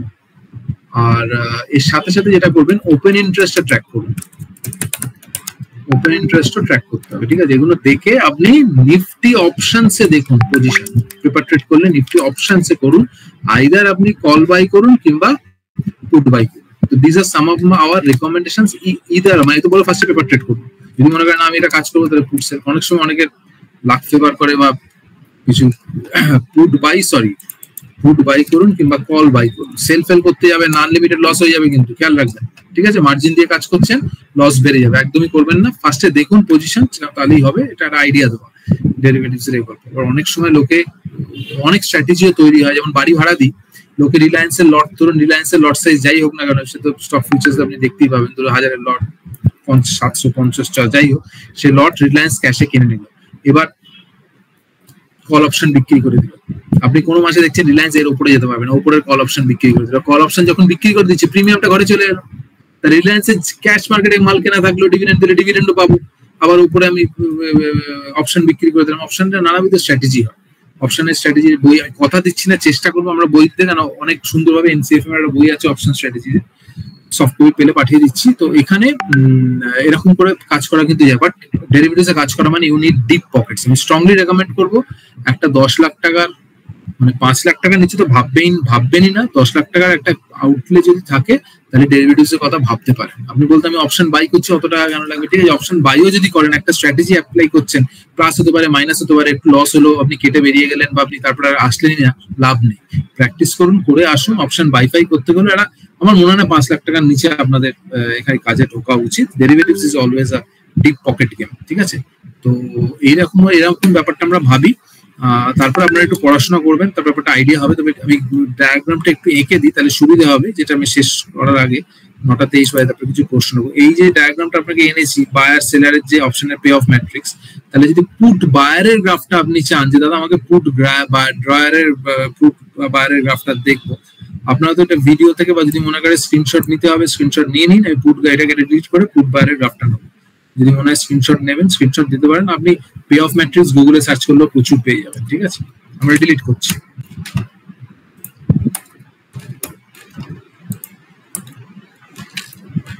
দেখুন, পুট যখন বাই করছি, আপনি লজিক্যালি ভাবুন, পুট বাই করলে আমার ফার্স্টে আমার ভিউটা হচ্ছে বাজার বেয়ারিশ হবে, ঠিক আছে? আমরা এটা দিয়ে চটপট করে করি, তাহলে সুবিধা হবে।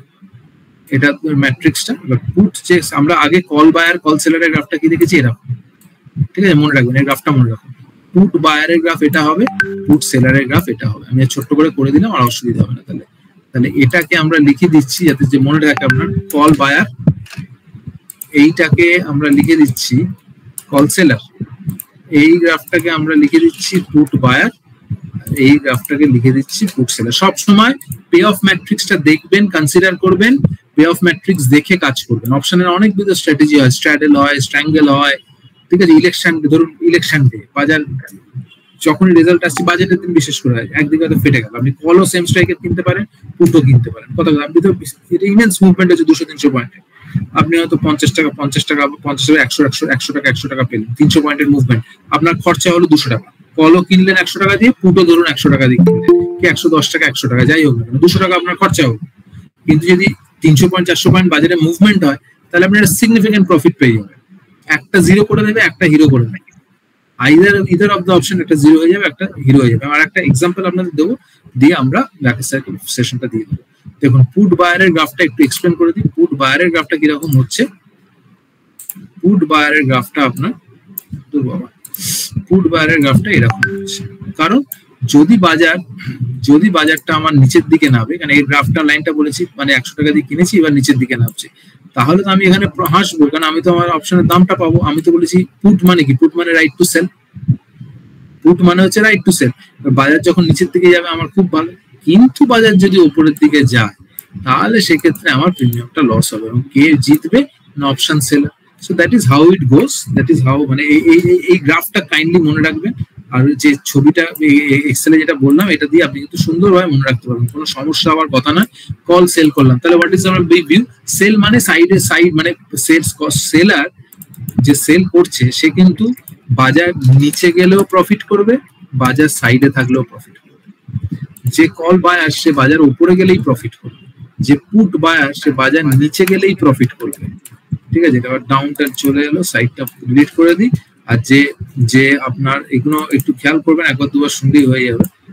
আর যে আপনার পুট সেল করেছে, সে আপ বা সাইড ওয়াইজ থাকলে বাজারে ও কিন্তু প্রফিট করবে। So this is about this call buy, call sell, put buy, put sell গল্পটা আমরা একটা ছোট্ট এক্সাম্পল দেখবো যে কিরকম ফার্স্ট বলা হয় না আগেকার দিনে নাটক যখন হতো, যাত্রা হতো, নাটক না, একটা গ্রাম থেকে আরেকটা গ্রামে লোকরা যেত, তবে হ্যাপি এন্ডিং করতে হবে, কেন আরেকটা গ্রাম থেকে যখন ফিরবে মধুর স্মৃতি যদি না নিয়ে ফেরে, ভালো একটা স্মৃতি নিয়ে যদি না ফেরে, তাহলে চাপ হয়ে যায়। চাপ হয়ে যায় মানে তখন হয়তো পরে ভালো করে দূর, অত মূল্যবোধের দরকার নেই, আমি গেছি আনন্দ করতে, যদি না পাই মুশকিল হবে। তো চলুন আমরা একটু ছোট্ট করে নিফটির একটা পজিশনের মুভমেন্ট দেখিনি এবং সেদিকে কেমন মুভমেন্ট হয়েছে আমরা একটু দেখি, একটু সঙ্গে থাকুন। ধরুন নিফটি নিচের দিকে আসছে, ঠিক আছে, নিফটি নিচের দিকে এসছে, আমরা অ্যাপ্রক্সিমেটটা আমরা ধরি এই দিন ধরে নিচ্ছি 3-5 মানে 3rd মে 22,700 কাছাকাছি ছিল এবং সেটা প্রায় চলে আসলো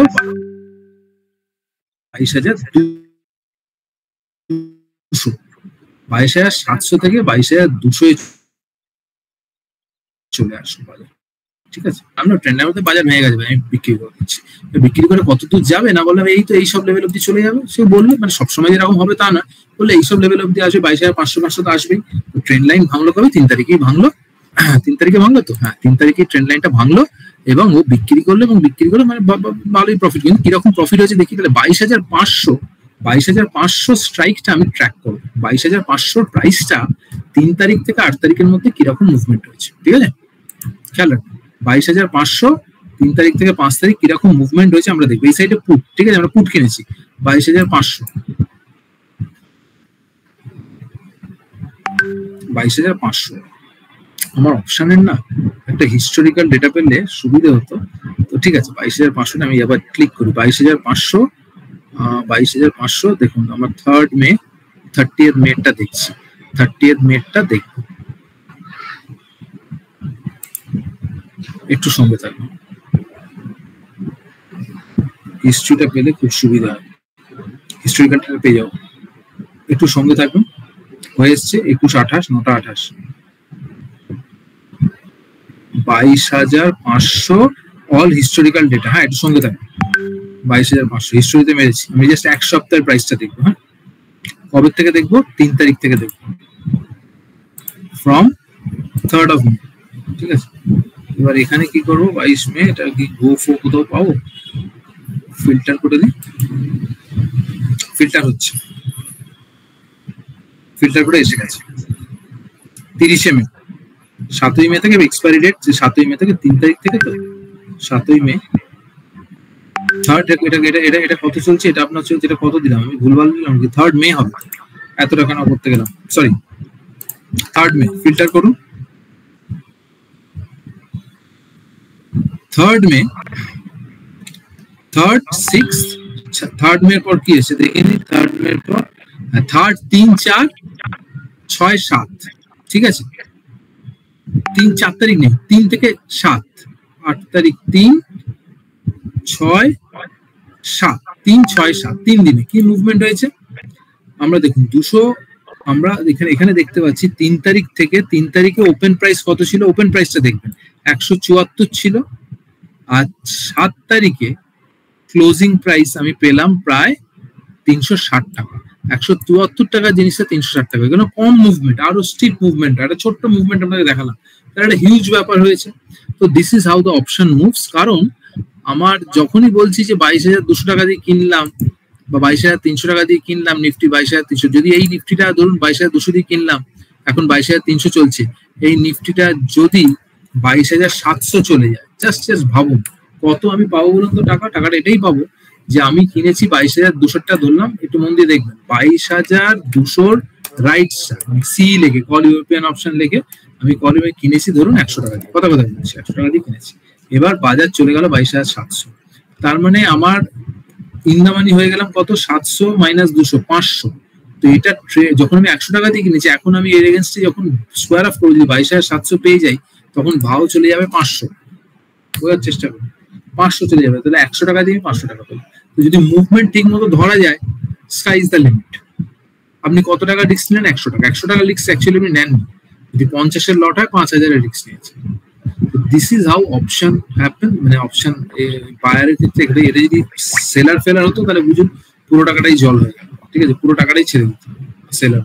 ছেড়ে দেওয়া শুধু নয় না, আমরা লস যতটা বাড়বে, যে অপশন সেল করেছে 100 টাকায় ও 500 টাকা পাচ্ছে, সেলারকেও যদি ওই সেলারটাই পজিশন কাটে, ওর ঘর থেকে 500 টাকা যায়, ও 100 টাকার জন্য খেলতে নেমেছিল কিন্তু চলে যাবে 500, কেন? অপশন সেল করলে লস আনলিমিটেড। ঠিক আছে, আপনাদের এটুকু আমি বিশ্বাস,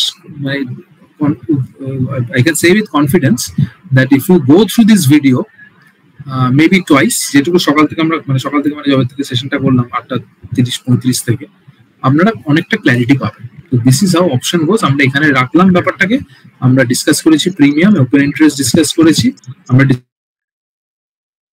ডিসকাস করেছি স্ট্রাইক। ঠিক আছে, আমি যে বললাম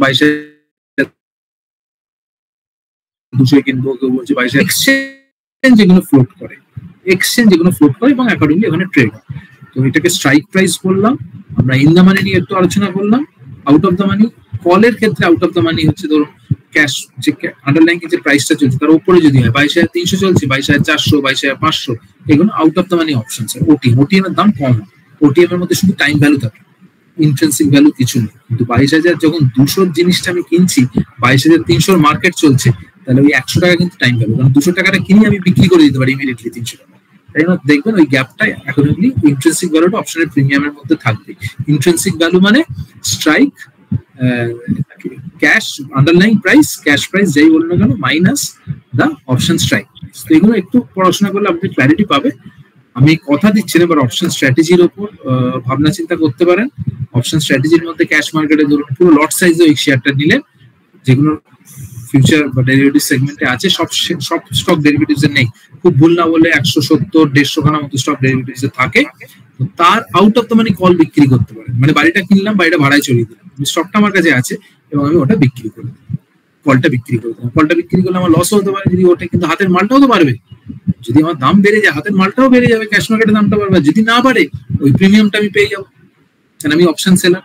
তো এর সাথে সাথে আমরা শেষ করছি 9:33। 1 ঘন্টায় অপশন হয় না, কিন্তু একটু রিপিট করে শুনুন, অ্যাটলিস্ট আমাদের একটা বেসিক হয়েছে। তারপরে যদি আরেকবার শোনেন তবে ফার্দার ডিপ ডাইভ করতে পারেন।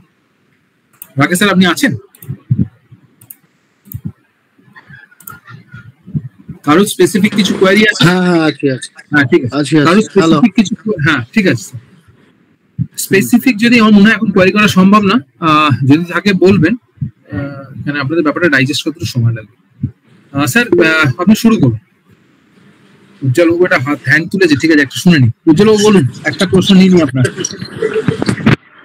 স্যার বলছিলাম যে অপশন সেলিং এর ক্ষেত্রে যে প্রিমিয়ামে অপশনটা কেনা হবে, একটা নির্দিষ্ট টাইমের পর তো ওটা ডিক্রিজ করে টাইমের সাথে সাথে, যত এক্সপায়ারি কাছাকাছি আসবো। সেক্ষেত্রে যদি ধরুন একদম এক্সপায়ারির দিন যদি সেটা যদি অপশন সেলটা যদি আমি ওই কন্ট্রাক্টটা মানে কমপ্লিট করি, তাহলে তো নর্মালি এমনি একটা লাভের পোর্শন থাকেই সবসময়। অবশ্যই যদি করতে পারেন। দেখুন, অপশন সেলারের একটা ব্যাপার মনে রাখবেন, অপশন কথাটা একটু মন দিয়ে শুনবেন। Option selling is a high probability game but low profitability. Profitability কম কিন্তু হাই প্রবাবিলিটি। ম্যাক্সিমাম সময় বাজার কি থাকে, বাজার প্রায় 2/3 সময় ফ্ল্যাট থাকে, 66% অফ দ্য টাইম বাজার ফ্ল্যাট থাকে, 1/3 পোর্শন বাজার মুভ করে। আমি গ্রস লেভেলে বলছি 70-30। তাহলে অপশন সেল করলে আপনার ম্যাক্সিমাম সময় আপনি দেখবেন যে আপনার ট্রেডটা হিট করেছে, আপনি প্রফিটে থাকছেন। প্রবাবিলিটি হাই প্রবাবিলিটি গেম, কিন্তু quantum of profit is low. Option বাইতে ঠিক তার উল্টো, অপশন বাইতে is a low probability game but profit is very high. তো আপনি যেটা বলছেন সেটা অবশ্যই ঠিক, কিন্তু দাদা আমি বলবো যদি ছাপোষা মানুষ হন, আমাদের মতো চাকরি বাকরি করছেন, তাহলে আপনি অপশন কিন্তু সেলের চক্করে যাবেন না। ফার্স্টে অপশন বাইটা দেখুন, আর সেল যদি করেন তাহলে অবশ্যই একটু ডিপ ডাইভ করে একটু পড়াশোনা করে নেবেন। ওপেন ইন্টারেস্ট দেখবেন, ভালো টুলস লাগবে, সেন্সিবল একটা ভালো টুল শুনেছি যেটুকু আছে, কারণ রিয়েল টাইম ডেটাটা আপনার লাগবে। Not only on knowledge but you need to have a good resource. এরকম ভাবে ব্যাপারটাকে ভাবুন। এক্সপায়ারির দিন লোকে অনেকে অপশন সেল করে কারণ ওই প্রিমিয়ামটা খাওয়ার জন্য, কিন্তু সেখানে এক লটে আপনি কিছু মার্জিন বা প্রফিট দেখতে পারবেন না। 2 টাকার একটা জিনিস বিক্রি করলেন 50 টাকা, কি লাভ? ম্যাক্সিমাম প্রফিট তো 50 টাকা করেন, ব্রোকারেজ আছে। আপনাকে তখন বড় বড় লটে বিক্রি করতে হবে। এক লটে যদি 1.5 লাখ টাকা মার্জিন থাকে, আপনি 4-5 লট যদি বিক্রি করেন, তো বুঝতেই পারছেন মার্জিন আপনার বেশি লাগবে। বোঝা গেল? আরেকটা প্রশ্ন হচ্ছে, হ্যাঁ স্যার আরেকটা প্রশ্ন হচ্ছে, সেক্ষেত্রে স্যার হেজিং করলে তো ওই যে লট অ্যামাউন্টটা লাগে, সেক্ষেত্রে ওটা তো কিছুটা কম লাগে হেজিং করলে।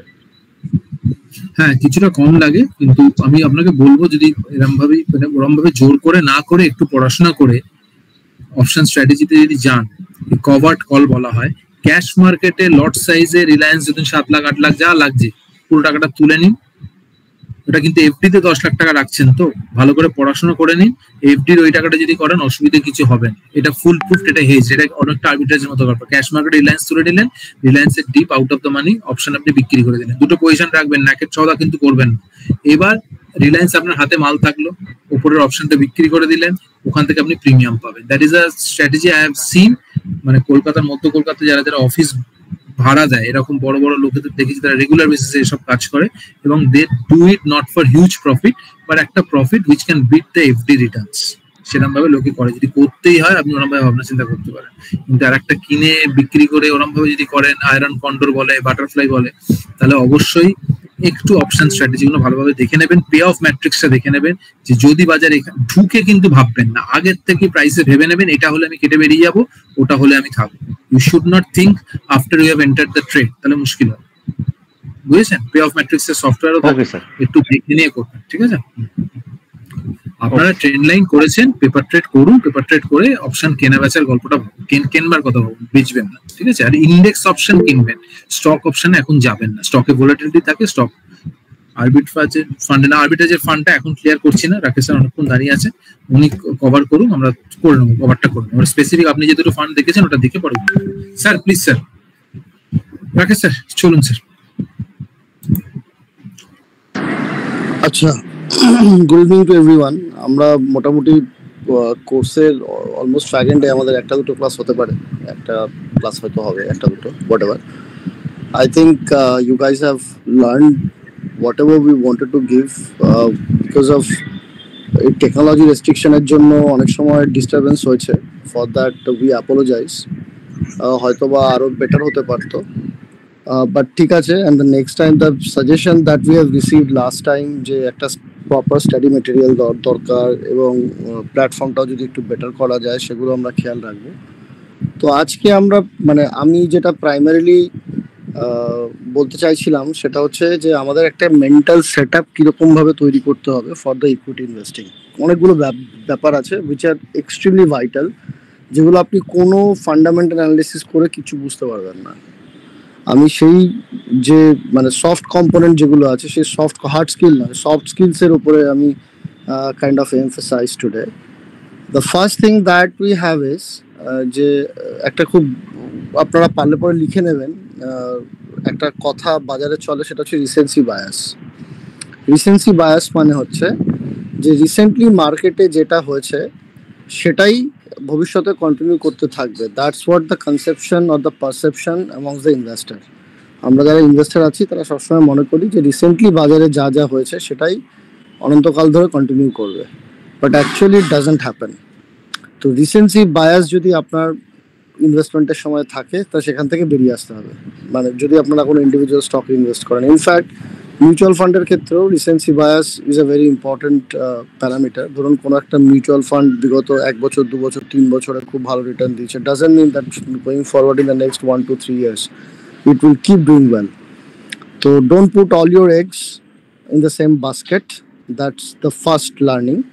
যে রিসেন্ট মিউচুয়াল ফান্ডের ক্ষেত্রে মানে আমি বলবো যে we should have a portfolio of at least 6 to 8 mutual funds, যারা মিউচুয়াল ফান্ডের থ্রুতে ইনভেস্ট করতে চাইছেন ইন ডিফারেন্ট অ্যাসেট ক্লাসেস। সেটা যার যার রিস্ক অ্যাপেটাইট, যার যার বয়সে, আপনাদের যে স্টেজ অফ লাইফ সাইকেলে আছেন তার উপরে ডিপেন্ড করবে। ইন্ডিভিজুয়াল স্টকের ক্ষেত্রে যখন আমরা ইনভেস্ট করি, তখন একটা ownership sort of mental setup is extremely important. Unless you can think it of as owner of that particular business, আপনার পক্ষে কিন্তু ভলাটিলিটি রাইড করা খুব মুশকিল হবে। তো তার জন্য যেটা দরকার, যে আমাদের একটা রিজনেবল ভ্যালুয়েশনে আমাদের কিনতে হবে কোনো একটা স্টক, তার আর্নিংটাকে আমায় প্রপারলি ট্র্যাক করতে হবে, and we have to ride that business for a considerably longer period of time. আপনি যে কোনো ইনভেস্টারদের দেখবেন, যারা বড় ইনভেস্টার আছে, মার্কি ইনভেস্টার্সরা রয়েছেন, তাদের সকলেই they have become big investor by means, not by means of their capital, but by putting huge amount of time in the market. Let's say most of the people must have spent in the market for, let's say, 20 years, 15 years, 30 years, whatever. তো আপনার কাছে সেই লম্বা time Horizon মাথায় রেখে আপনাকে সেরকম ধরনের মেন্টাল সেটআপ তৈরি করে আসতে হবে। আপনারা একটা বিজয় কেরিয়ার খুব সুন্দর কথা আমার খুব ভালো লাগে, সেটা আপনাদের সাথে শেয়ার করব। উনি বলেন যে মার্কেটকে লোকে যেভাবে ট্রিট করে, মার্কেটও লোককে সেভাবেই ট্রিট করে। কথাটার মানে হচ্ছে, যদি কেউ মার্কেটকে ভাবে যেটা একটা সাট্টা বাজার, যেখানে গিয়ে জুয়ার মতো, যে আমি আজকে লাগাবো কালকে overnight I want to be rich, market will also treat you like that.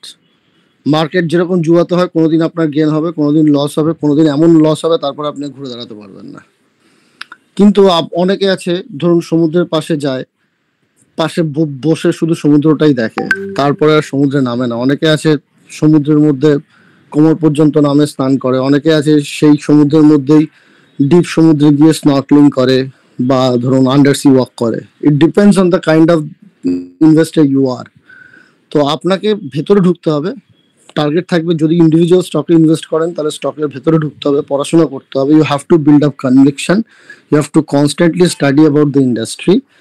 এই ধরনের মেন্টাল সেটআপ থাকলে তবে ইন্ডিভিজুয়াল স্টকে ইনভেস্টমেন্ট করবেন। আর রিসেন্সি বায়াসের কথা যেটা বললাম, আমি একটা এক্সাম্পল দিই। রিসেন্টলি যেমন ধরুন, লেটস সে আফটার কোভিডের সময় যখন আমাদের সমস্ত কিছু লকডাউন হলো, দ্য পিপল ওয়্যার অ্যাওয়্যার যে বাকি আর কিছু না চললো, এফএমসিজি প্রোডাক্টস যেগুলো আছে, এফএমসিজি প্রোডাক্টসগুলো খুব ভালো চলবে। তো আপনি দেখবেন কোভিডের মার্চ 20 পর থেকে 2020 মার্চের 20 আই থিঙ্ক 20-25 ওরকম সময় কোভিডের মানে আমাদের লকডাউন ডিক্লেয়ার করা হয়েছিল। সেই সময় সবার আগে রিকভার করেছিল হচ্ছে FMCG stocks. FMCG stocks recover করতে did not take even one month time, 1 month 2 month টাইমের মধ্যে সবাই রিকভার করে গেছিল। বিকজ আমাদের মনে হচ্ছিল, সেই সময় মনে হয়েছিল মার্কেটে যে আর কিছু না হোক অ্যাটলিস্ট এফএমসিজি যে কনজামশন, মানুষ তো বাঁচতে গেলে পরে আমাদের চাল ডাল বিস্কিট চা এই সমস্ত যে যাবতীয় যে রিকোয়ারমেন্টস আছে সেগুলো আমাদের লাগবে। তো তার জন্য এফএমসিজি রিকভার্ড ফার্স্ট। কিন্তু আপনি যদি 2021-এ কেউ এফএমসিজিতে ইনভেস্ট করে, in the last 3 years they have not made any return. আপনি যদি এফএমসিজির যে কোনো স্টক খুলে নিন, আপনি যে কোনো স্টক খুলে দেখুন যে লাস্ট 2.5 বছর 3 বছরে কি রিটার্ন হয়েছে, কোনো রিটার্ন হয়নি। Next, the market move towards pharma. Next market গেল ফার্মার দিকে। কেন কি আমাদের এফএমসিজির পরে the most important thing in Covid was pharma. যে ফার্মা কোম্পানিগুলোর অনেক প্রফিট হতে পারে, তার জন্য market start of pumping all their money, whatever they had, both the DIIs FIIs. তখন রিটেলের ফ্লো আসলো, তখন কিন্তু ধীরে ধীরে ফার্মা খুব ভালো করলো। 2021 পর্যন্ত ফার্মা চললো।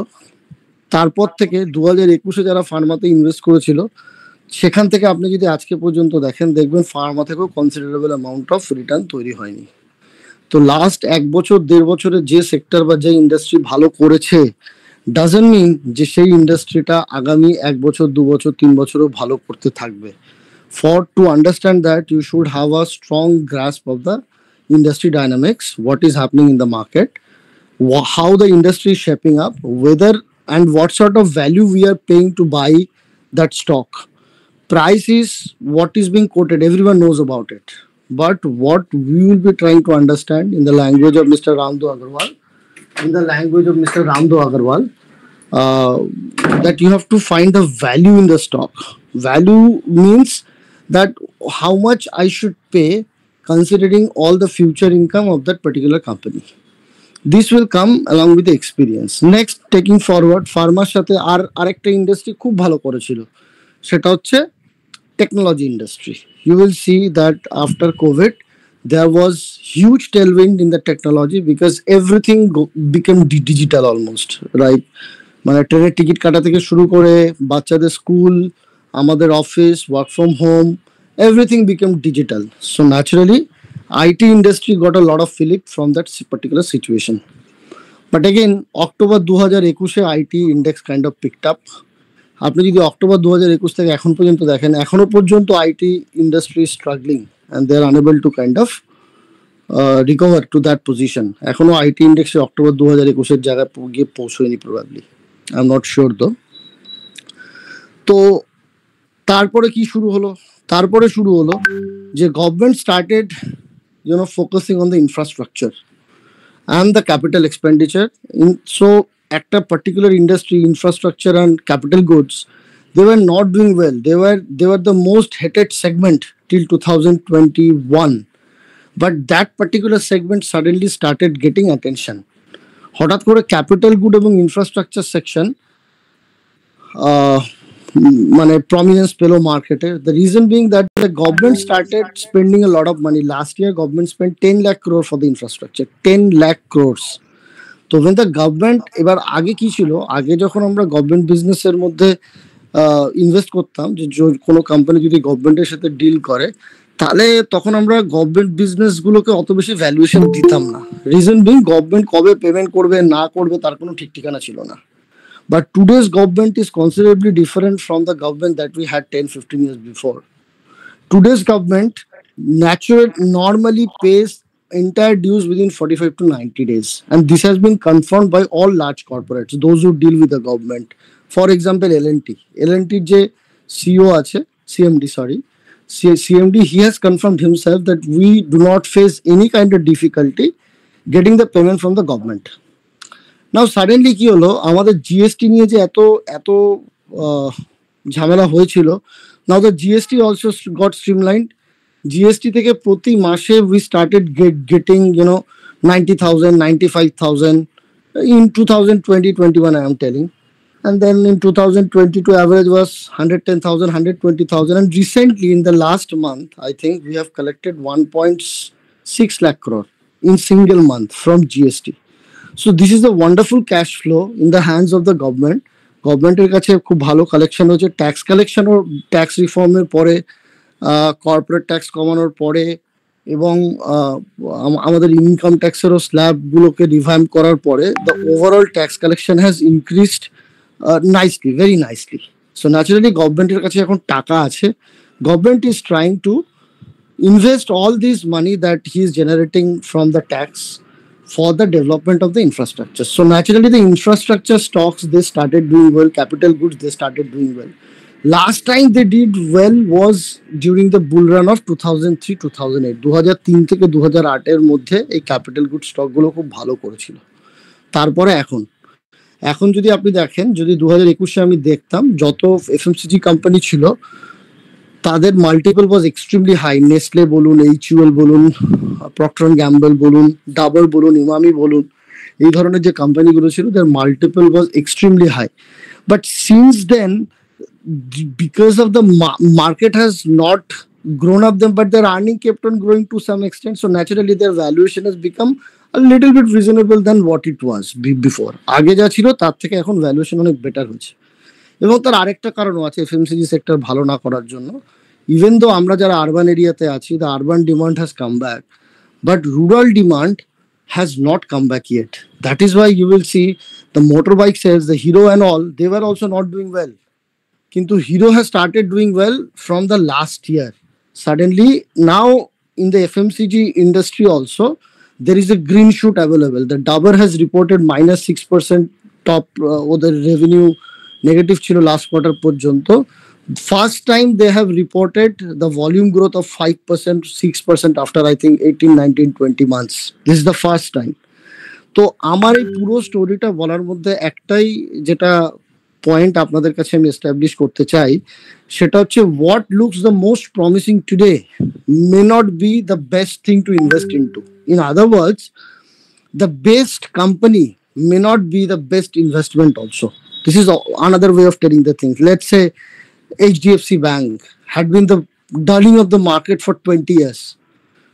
HDFC Bank থেকে প্রচুর রিটার্ন কামিয়েছে লোকজন, আইটিসি থেকে প্রচুর রিটার্ন পেয়েছে, উইপ্রো থেকে প্রচুর রিটার্ন পেয়েছে, এশিয়ান পেন্টস থেকে প্রচুর রিটার্ন পেয়েছে, পিডিলাইট থেকে প্রচুর রিটার্ন পেয়েছে, but they may not be the correct investment at present. তো আমাদের এই জিনিসটাকে বুঝতে হবে যে কোম্পানিতে ইনভেস্ট করা মানে ধরুন অনেকেরই মধ্যে একটা টেন্ডেন্সি থাকে যে আমরা ব্লু চিপ কোম্পানিতে ইনভেস্ট করব. ব্লু চিপ কোম্পানি মানে কি, আমি রিলায়েন্স ইনভেস্ট করবো, টিসিএস ইনভেস্ট করবো, ইনফোসিসে ইনভেস্ট করবো, এইচডিএফসিতে ইনভেস্ট করবো, এরকম ধরনের কোম্পানিতে ইনভেস্ট করে রাখবো. But ultimately, we are here not to invest in blue chip company. We are here to make a sustainable return of 15 15%, 16% from this market, right? তো সেটাই আমি যেটা প্রাইমারিলি বললাম, যেমন ধরুন ইনফোসিস যদি আপনি দেখেন, আপনি যদি টিসিএস দেখেন, দেখবেন ওদের লাস্ট 2-3 বছরে কোনো রিটার্নই নেই সেরকম ভাবে। তো you also might get stuck up in search of investing in only blue chip companies, but অনেক blue chip company in the meanwhile has given fabulous return during this time, especially those which were PSUs, যেমন ধরুন NTPC, PFC, REC, এই কোম্পানিগুলোতে কেউ দেখতেই পারতো না, মানে these were trading at around 4p, 5p, 6p, 2p, 3p এরকম ধরনের জায়গায়। GAIL, HPCL, they have done phenomenal in the last 1 year, 1.5 year.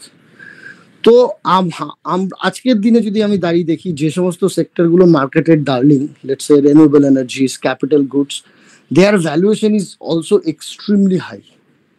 তো when you buy the things at extreme high valuation, it becomes very difficult for you to sell it with a good amount of profit or good percentage of profit in the future. তো এর জন্য যদি কখনো কেউ individually কোনো stock নেন, এই mental সেটআপটা রাখবেন, when try to find out the good companies during the bad time. I will repeat, try to find the good companies during the bad time. For example, Kotak has been a good company, but now it is going through a bad time because after Uday Kotak's retirement pore, the bank has failed to kind of get a new equivalent replacement for Kotak. Apart from that, RBI একটা regulatory action নিয়েছে, so the market is entirely negative. তো I am not telling, একটা disclaimer, যে আমি কোনোভাবে আমার নিজেরও কোটাকে investment নেই, বা আমি কোনোভাবেই আপনাদের বলছি না যে আপনারা কোটাকে ইনভেস্টমেন্ট করুন, but what I want to mean is যে you can get some sort of good companies যারা টেম্পোরারিলি কোনো একটা ব্যাট প্যাচের মধ্যে দিয়ে যাচ্ছেন, that is why you get a lucrative price. মানে আমি যদি ভ্যালুয়েশন ওয়াইজ দেখি, কোটাকের valuation is now lowest in the last 10 years. Similarly with the HDFC Bank, after Mr. Aditya Puri has left, they have taken a decision to merge HDFC Bank with HDFC, এবং দুটো bank merge করার পরে they are unable to maintain their CASA ratio. CASA মানে হচ্ছে current account savings account ratio, and so naturally ওদের cost of deposit অনেকটা বেড়ে গেছে, so they are unable to lend and they are unable to grow to that extent. So they are also going through the bad time. তো আপনাকে নিজেকে খুঁজে বের করতে হবে যদি ইন্ডিভিজুয়াল স্টকে ইনভেস্ট করতে যান, what are the companies which are going through the bad times. ঠিক আছে, রিসেন্টলি আর কারেকশনের সময় keep your list ready always. Let's say you have a list of 25, 30, 40, 50 companies and put them in the watch list. আপনি watch লিস্টের মধ্যে দিয়ে ছেড়ে দিন। কারেকশনের সময় যখন কারেকশন হয়, তখন এ ক্যাটাগরির কোম্পানি, বি ক্যাটাগরির কোম্পানি, সি ক্যাটাগরির কোম্পানি, সবার কারেকশন হয়। কোনোটার হয়তো বেশি হবে, কোনোটার কম হবে, কিন্তু সবার কারেকশন হয় যখন মার্কেটে সেন্টিমেন্ট নেগেটিভ হয়। যেমন ধরুন মার্চের 13, 14, 15 তারিখ, এই 3-4 দিনের মধ্যে আপনি যদি দেখেন তাহলে দেখবেন স্মল ক্যাপ ইন্ডেক্স প্রায় অ্যারাউন্ড 11-12% মতো কারেকশন হয়ে গেছিল। তো ওভারঅল হেডলাইন ইন্ডেক্স 11-12% মতো কারেকশন হয়েছে, কিন্তু ইন্ডিভিজুয়াল মানে প্রচুর স্টক আছে যারা 30%, 35%, 40% কারেকশন হয়েছিল ডিউরিং দ্যাট টাইম। তো if you are ready with your list, তাহলে পরে আপনার ক্ষেত্রে সেই সময় ইনভেস্ট করা will become easy. 2 things we will never compromise. 1 number হচ্ছে আর্নিং গ্রোথ, 2 নম্বর হচ্ছে কোম্পানির ROE, ROC, আর 3rd থিং হচ্ছে ভ্যালুয়েশন। এই 3টে জায়গাতে কোনো কম্প্রোমাইজ থাকবে না। আমার কোম্পানিতে আর্নিং গ্রোথ থাকতে হবে, ভ্যালুয়েশন রিজনেবল থাকতে হবে, ROE আর ROC ঠিকঠাক থাকতে হবে। এই 3টে যদি ঠিকঠাক থাকে, along with that, if the business model you understand, you have the conviction, ওগুলো যদি ফিউচারিস্টিক সেক্টরে হয়, তাহলে পরে the chances of making money is very high from the market. Overall মাইন্ডসেটটা যেটা রাখতে হবে এখন থেকে, আপনাদের সকলের জন্য বলছি এটা, ওভারঅল যেটা রাখতে হবে সেটা হচ্ছে we will try and cut the all exposure apart from equity. যদি কোথাও ধরুন আপনার 10 বছরের ফিক্সড ডিপোজিটে রাখা আছে ফর এক্সাম্পল, যেটা আপনি আপনার ছেলের জন্য, মেয়ের জন্য রেখেছেন বা ফ্যামিলির কোনো দরকারের জন্য রেখেছেন, don't keep it. If you have 10 years spare time, why the hell I will invest in fixed deposit? আমার কাছে যদি 10 বছর সময় থাকে, I will simply put it in the equity. I may not go to the small cap, I may not go to the mid cap, but I can go to flexi cap, I can go to large and mid cap, I can go to index fund, next Nifty, Nifty next 50 index, I can go to Nifty 50 index fund, I can do whatever. But anyways, যদি আমার কাছে 10 বছরের holding period থাকে কোনো ফান্ডের, I will never go to the fixed income instruments. That's one. Second part is যে আপনারা যারা স্পেশালি স্যালারিড এমপ্লয়িজ আছেন, যারা মোর দ্যান 10% স্ল্যাবে আছেন, তাদের অবশ্যই ইকুইটির থ্রুতেই most of the chunk savings করা উচিত to bring in tax efficiency. ধরুন কারোর 20 বছরের চাকরি বাকি আছে, ফিক্সড ডিপোজিটে 30% ট্যাক্স দিতে হয় বা 20% ট্যাক্স দিতে হয়, তার জায়গায় শুধু যদি আমি 10% করে ট্যাক্স দিই আর 20% করে ট্যাক্স বা 10% করে ট্যাক্স বাঁচাই, over a period of 20 years, 30 years, there will be humongous amount of tax savings. And thirdly, আগের দিন প্রীতম দা যেটা এক্সপ্লেন করেছিল যে আমরা যখন ফিক্সড ডিপোজিট করি তখন প্রতি বছরের ইন্টারেস্টের উপরে যে টিডিএসটা হয়, সেই টিডিএসটা কিন্তু প্রতি বছরে রিডাকশন হয়ে যায়। আমি 1 লাখ টাকা ইনভেস্ট করেছি 10% রেট অফ ইন্টারেস্টে, তাহলে আমি 10,000 টাকা পেয়েছি। এই 10,000 থেকে 10% টিডিএস মানে 1,000 টাকা কিন্তু প্রথম বছরেই ডিডাকশন হয়ে যাবে। আপনি ইন্টারেস্ট হিসেবে পাবেন 9,000 টাকা, সেই 9,000 টাকার উপরে আবার পরের বার আবার 10% ইন্টারেস্ট পাবেন, মানে 900 টাকা ইন্টারেস্ট পাবেন। তো এতে কি হয় যে টিডিএস অ্যামাউন্টটা আপনার প্রতি বছরে কেটে যায়, তার উপরে আপনি কোনো রকম ভাবেই আর যে ফার্দার ইন্টারেস্ট যেটা জেনারেট করতে পারতেন সেটা জেনারেট করতে পারছেন না। ফলে ওভারঅল তার যে terminal impact after 10 years 15 years that also becomes huge. তো সেকেন্ড সেট অফ মানে যে মাইন্ডসেট আপনাকে তৈরি করতে হবে সেটা হচ্ছে মোস্ট অফ দ্য লোক নিজেদের ফাইন্যান্স সম্পর্কে একেবারেই ওয়াকিবহল নন এবং তারা একেবারেই কেয়ারফুল নন। You have to bring in more and more efficiency. See there are two ways of building wealth. Either you improve your cash flow, that's one. তার জন্য আপনি চাকরি শিফট করবেন বা কি করবেন বা অন্য কোনো separate source of income generate করবেন, সেটা আপনার উপরে। আর সেকেন্ড হচ্ছে আমার কাছে যতটুকুনি আছে সেইটাকে আমি যত্ন করে ইনভেস্ট করি, সঠিকভাবে ইনভেস্ট করি two bring in more efficiency. So this efficiency mindset is extremely important. Anywhere I am investing money, anywhere, you have to ask and you have to compare it with all other available option. Most of the time কি হয়, আমাদের ধরুন পাড়ার কোনো দাদা, সে একটা insurance agent, সে আমাদের কাছে আসে বলে দাদা একটা করে দিন, আমার মেয়ের স্কুল আছে, সে আছে, আমার একটাও পলিসি হয়নি। মার্চ মাসে এরকম অনেক ধরনের লোকজন ঘুরে বেড়ায়।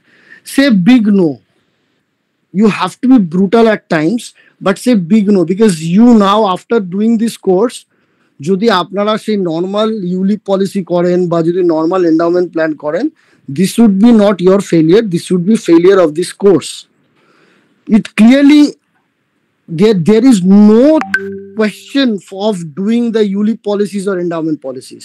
The only life insurance policy you will do will be only term insurance policy. That's one. আর যদি আমাদের হেলথ ইন্স্যুরেন্স না থাকে তাহলে আমাদের হেলথ ইন্স্যুরেন্স পলিসি অবশ্যই রাখা উচিত। Apart from that, if someone is having car, then car insurance is required. যদি কারোর বড় হাউজিং লোন থাকে, দেন home loan property insurance is required. These are the 3-4 categories of insurance that we will have in our financial plan. We will not keep provision for any endowment plan, any money back plan, any child plan. All those are brainwash. I mean, eyewash. ওর মধ্যে কিচ্ছু নেই। All those are window dressing. Child প্ল্যানের মধ্যে আপনি যদি দেখেন 18 বছর বয়স পর্যন্ত দেবেন, আপনার যদি কিছু হয়ে যায় তারপরে টাকা ফেরত দেবো, সমস্ত কিছু গল্প। আর finally at the end of the day আপনার কিছু হবে না। আর যদি হয়েও যায় তাহলে পরে যা টাকা দেবে তাই দিয়ে আপনার ছেলে পড়াশোনা হবে না, দ্যাটস ফর শিওর। তো আমার যেটা প্রাইমারিলি বলার, যে ক্যাশ ফ্লো বাড়ানোর দিকে আপনারা নিজেরা নজর দেবেন। Primarily try to increase the number of swords of income. ধরুন এতদিন পর্যন্ত আপনারা শুধু স্যালারির উপরে ডিপেন্ডেন্ট ছিলেন, for example, try to have at least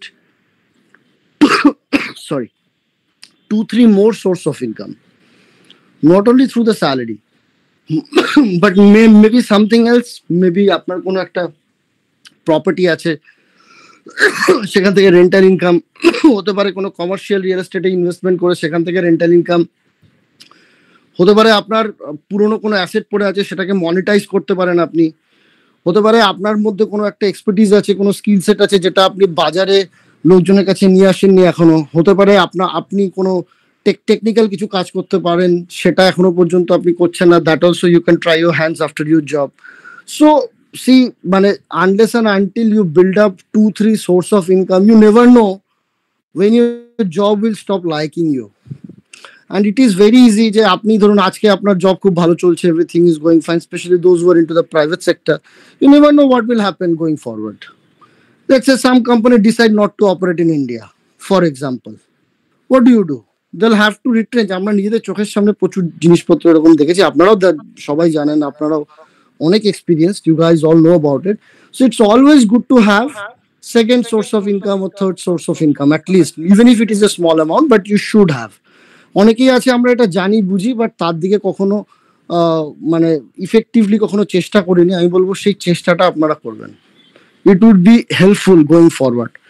For example, just to give you the perspective, ধরুন আমি যদি নর্মালি আমাদের যে এখন পোর্টফোলিওস, আমার প্রীতমদা বা আমরা যারা মিলে ইনভেস্টমেন্ট করি মার্কেটে, whatever the portfolio we could construct, if that portfolio can give us 15-20% kind of return every year, we don't need to touch our salary at least. That's for sure.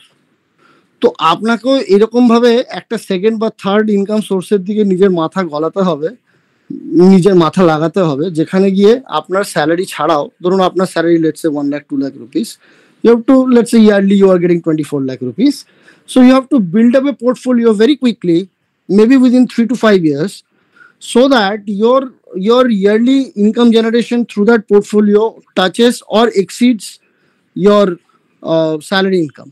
And that's possible, absolutely possible. Over a period of 3 to 5 years, it is doable, provided how much conviction you develop, how you invest, it all depends on that.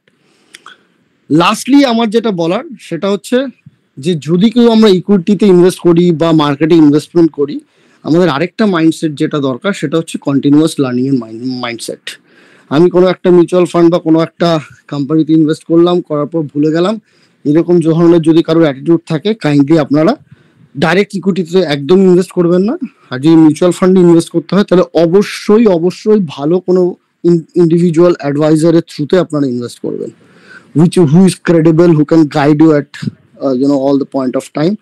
But overall যদি আপনি অ্যাডভাইজারের থ্রুতেও করেন তাহলেও আমি বলবো যে it always helps to kind of to know about what you are doing, how your investments are performing, what are the other options you are having in the market. It always helps, সবসময় help করবে সেই জিনিসটা আপনাদের। For example, যেমন ধরুন আমি একটা এক্সাম্পলই বলছি, আপনাদের মধ্যে অনেকে পিপিএফ অ্যাকাউন্ট আছে। পিপিএফ এ আমরা যদি মাসের 5 তারিখের মধ্যে জমা না দিই তাহলে আপনি সেই মাসের ইন্টারেস্ট পান না। ধরুন এপ্রিল মাসের 5 তারিখের মধ্যে আপনি যদি জমা না দেন তাহলে পরে এপ্রিল মাসের জন্য আপনার যা জমা দিলেন, সেই 1.5 লাখ টাকা যে যাই দিল বা 50,000 যে যাই দিল, সেই এপ্রিল মাসের ইন্টারেস্টটা কিন্তু আপনি আর পাবেন না, বিকজ পিপিএফ এর interest is calculated based on the balance available on 5th of that month। তারপরে আবার পরের মাসে যা ব্যালেন্স থাকবে তার উপরে মান্থলি ইন্টারেস্ট ক্যালকুলেশন হবে। ক্যাপিটাল গেইন ট্যাক্সের উপরে অনেকভাবে সেভ করা যায়। ক্যাপিটাল গেইন ট্যাক্স আপনারা যা আর্ন করবেন সেটা থেকে আপনারা কোনো প্রপার্টি নিলে পরে you don't need to pay the capital gain tax also. Long term capital loss can be set off against the long-term capital gain as well. Short-term capital loss can be set off against the short-term capital gain as well. ধরুন আমার যেমন for example, I have sold my house and I had some sort of capital gain from there. কিন্তু সেই বছর আমার capital loss ছিল।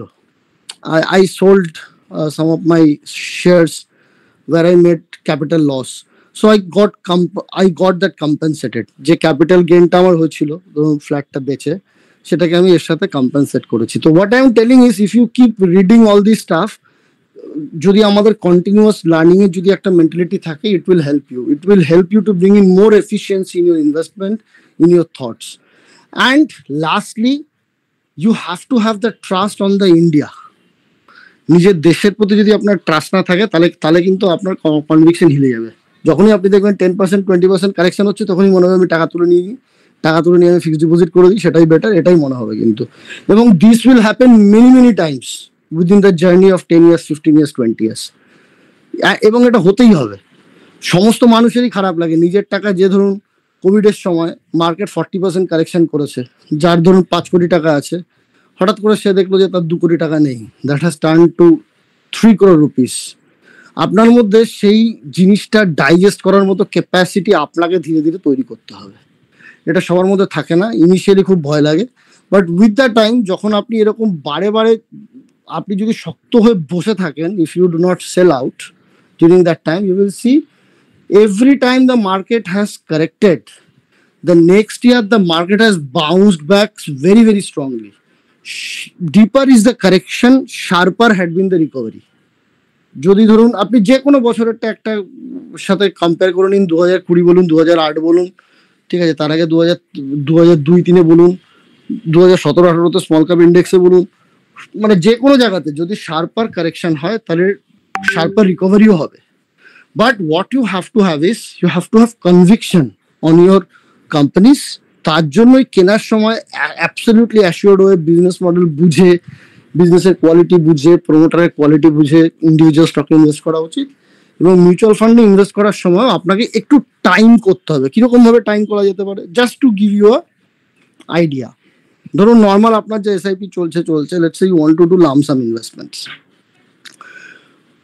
যখন Nifty ধরুন 5% কারেকশন হয়ে যাচ্ছে না, তখন আপনারা লামসামের কথা ভাবতে পারেন। এটা গেল 1 নম্বর। 2 নম্বর হচ্ছে আর একটু টেকনিক্যালে যাই। ধরুন নিফটির লাস্ট 10 বছরের average valuation is around 20 to 21, 20 থেকে 11-21 পি থাকে। এবার ধরুন যখন দেখলেন আপনি যে কারেকশন হতে সেটা 20-21-এর কাছাকাছি চলে এসছে, আপনি আপনার এসআইপিটাকে ডবল করে দিতে পারেন। যখন আরো কারেকশন হয়ে ধরুন আপনার 16-17-তে নেমে গেছে, কোভিডের সময় 14-15-তে নেমে গেছিল নিফটির পি। তো যেই কোনো সময় যদি নিফটির পি, যেরকম আমরা স্টকের পি বের করি, সেরকম নিফটির পিও দেখা যায়, মিড ক্যাপ ইন্ডেক্সের পিও দেখতে পাবেন, স্মল ক্যাপ ইন্ডেক্সের পিও দেখতে পাবেন। এইগুলোর 10 বছরের অ্যাভারেজগুলো নিজেদের কাছে লিখে রেখে দেবেন। যখন দেখবেন যে কারেন্ট পি সেই 10 বছরের অ্যাভারেজ পি থেকে নিচে চলে গেছে, তখন আপনার ইনভেস্টমেন্ট বাড়িয়ে দিন। তখন আপনার যা লামসাম করার আছে করে দিন। আর যখন দেখবেন যে নিফটির অ্যাভারেজ পি থেকে অনেক ওপরে নিফটি ট্রেড হচ্ছে, তখন খুব বেশি লামসাম করার দরকার নেই, বা করলে পরে হাইব্রিড ফান্ডে করুন, তখন ডাইনামিক অ্যাসেট অ্যালোকেশন ফান্ডে করুন, মাল্টি অ্যাসেট ফান্ডে করুন।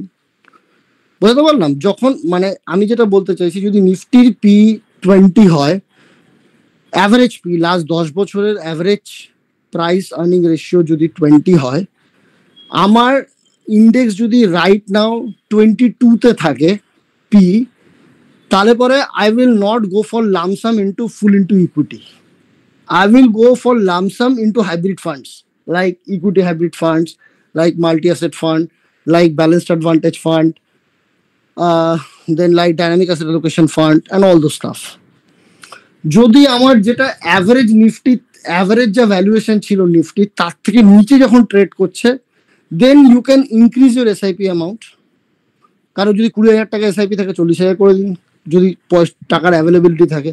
কারো 5,000 টাকা এসআইপি থাকলে সেটা 10,000 করে দিন। যার যতটুকুনি ক্ষমতা সেইটুকুনি করুন। আর তার সাথে আপনারা লামসাম ইনভেস্টমেন্ট করুন। আর সেই সময় লামসাম ইনভেস্টমেন্ট করার সময় হাইব্রিড ফান্ডে করবেন না, সেই সময় go for large and mid cap fund, large cap fund, mid cap fund, small cap fund, depending on that index valuation.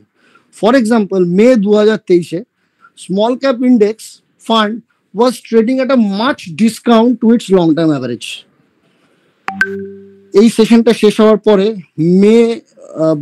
March 2023 থেকে এখন পর্যন্ত স্মল ক্যাপ ইন্ডেক্সের রিটার্নটা একটুখানি চেক করে নেবেন। যখন অ্যাভারেজের থেকে 15 to 20% ডিসকাউন্টে চলে যায় valuation, that becomes a very sweet spot for the investment. কিন্তু সেই সময় কিন্তু মার্কেটে যে পরিবেশ, সেই পরিবেশ কিন্তু বলবে যে একদম ইনভেস্ট করবেন না, মার্কেট পড়ে যাবে, আরো পড়বে। There will be lot of discussion like this. There is a wonderful saying যে good news and the good price never comes together. আরেকবার রিপিট করছি, good news and the good price, they never ever come together.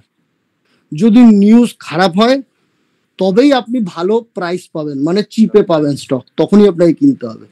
যদি news ভালো হয় তাহলে প্রাইসও আপনাকে ভালো দিয়েই কিনতে হবে। Valuation will be also high during that time.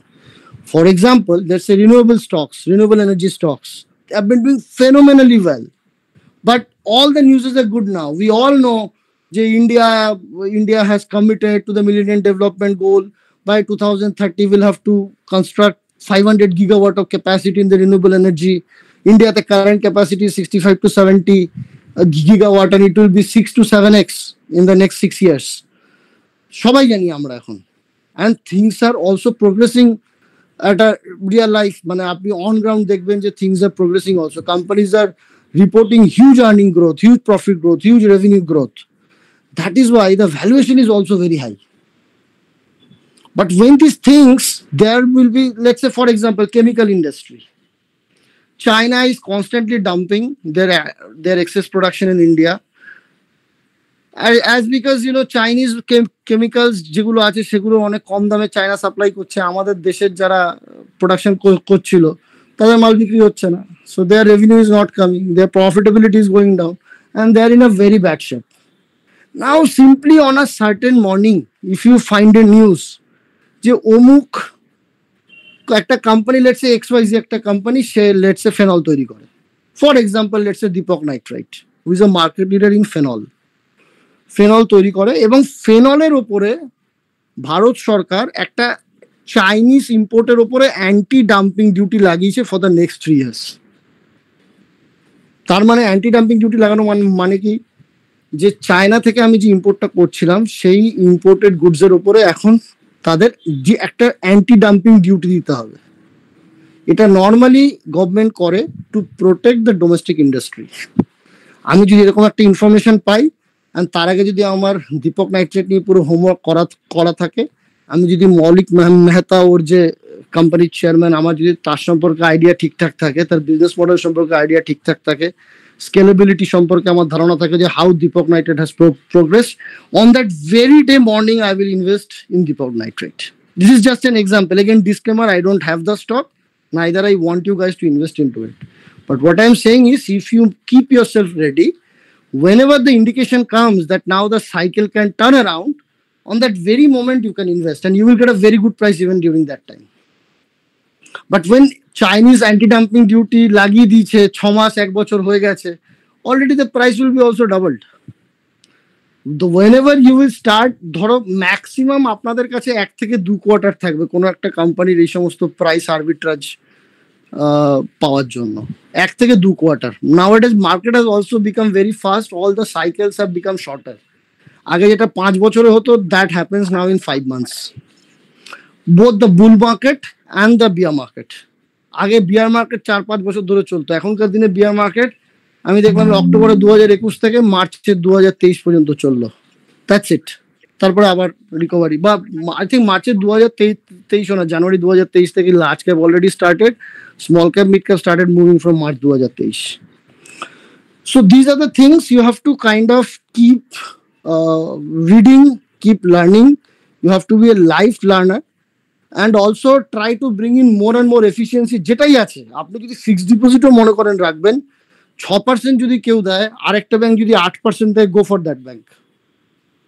Even within the fixed income instrument also, if there is an instrument where I have to pay 30% tax, if there is another instrument where I'll have to 20% tax, I'll go for the second one. Try to bring in efficiency in everything that you do. That would be my request. And thanks a lot for bearing with us for all these days. আগামী দিনে আমরা দেখছি আমরা কি করব, আমরা জানিয়ে দেবো। আপনাদের যদি কারো কিছু প্রশ্ন থাকে, কোনো ফিডব্যাক থাকে, ইউ আর ওয়েলকাম।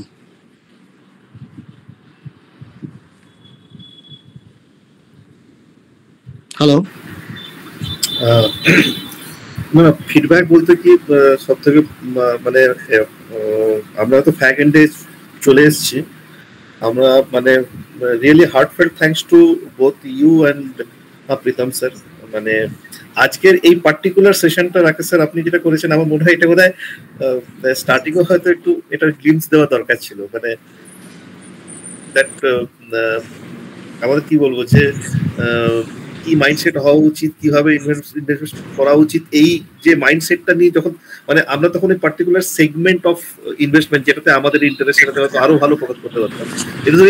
ঠিক আছে, তার জন্য তো আমরা আছি হোয়াটসঅ্যাপে। আপনার যখন যা প্রশ্ন হবে আপনি বলবেন, voice note is completely free, it doesn't require any cost, will be there for 24/7, no issues. আচ্ছা, জাস্ট ফিডব্যাক, মানে অবশ্যই আমরা আগে ফিডব্যাক শেয়ার করেছি একটা সেশনে, আমার মনে আছে। Need not to add anything more. So just a big thank you to both you and Pritham sir. Thank you so much. Thank you. Any questions you have, anything, আমি যে লাস্টে half an hour বা 20 minute জানি না কতক্ষণ বললাম, anything, any questions you have, you might ask anyone. এখানে একটা কথা বলে রাখি, আপনাদের না আরবিআই মানি কুমারের একটা জিনিস পাঠিয়েছিলাম, ওখানে একটু দেখবেন কোয়ান্টিটেটিভ টাইটনিং, কোয়ান্টিটেটিভ ইজিং। যে কোনো কোম্পানি ব্যবসা করতে গেলে ইন্টারেস্ট একটা কম্পোনেন্ট, তো সেই জিনিসগুলো একটা ছোট্ট করে কমিকের উপর আরবিআই বলা ছিল, পারলে ওগুলো একটু দেখে নেবেন।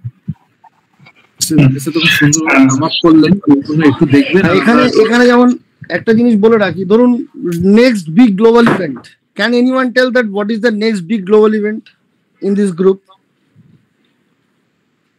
Anyone who can say that what is the next big global event the world is waiting for? Financially, obviously, financial world.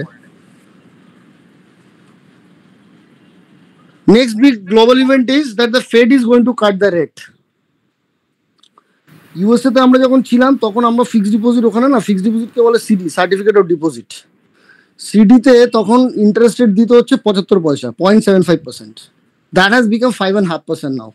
And then also US government is unable to tame inflation, এখনো inflation control করতে পারছে না। But Fed is giving guidance that from this year end, maybe from the second half, they are going to cut the rate of interest.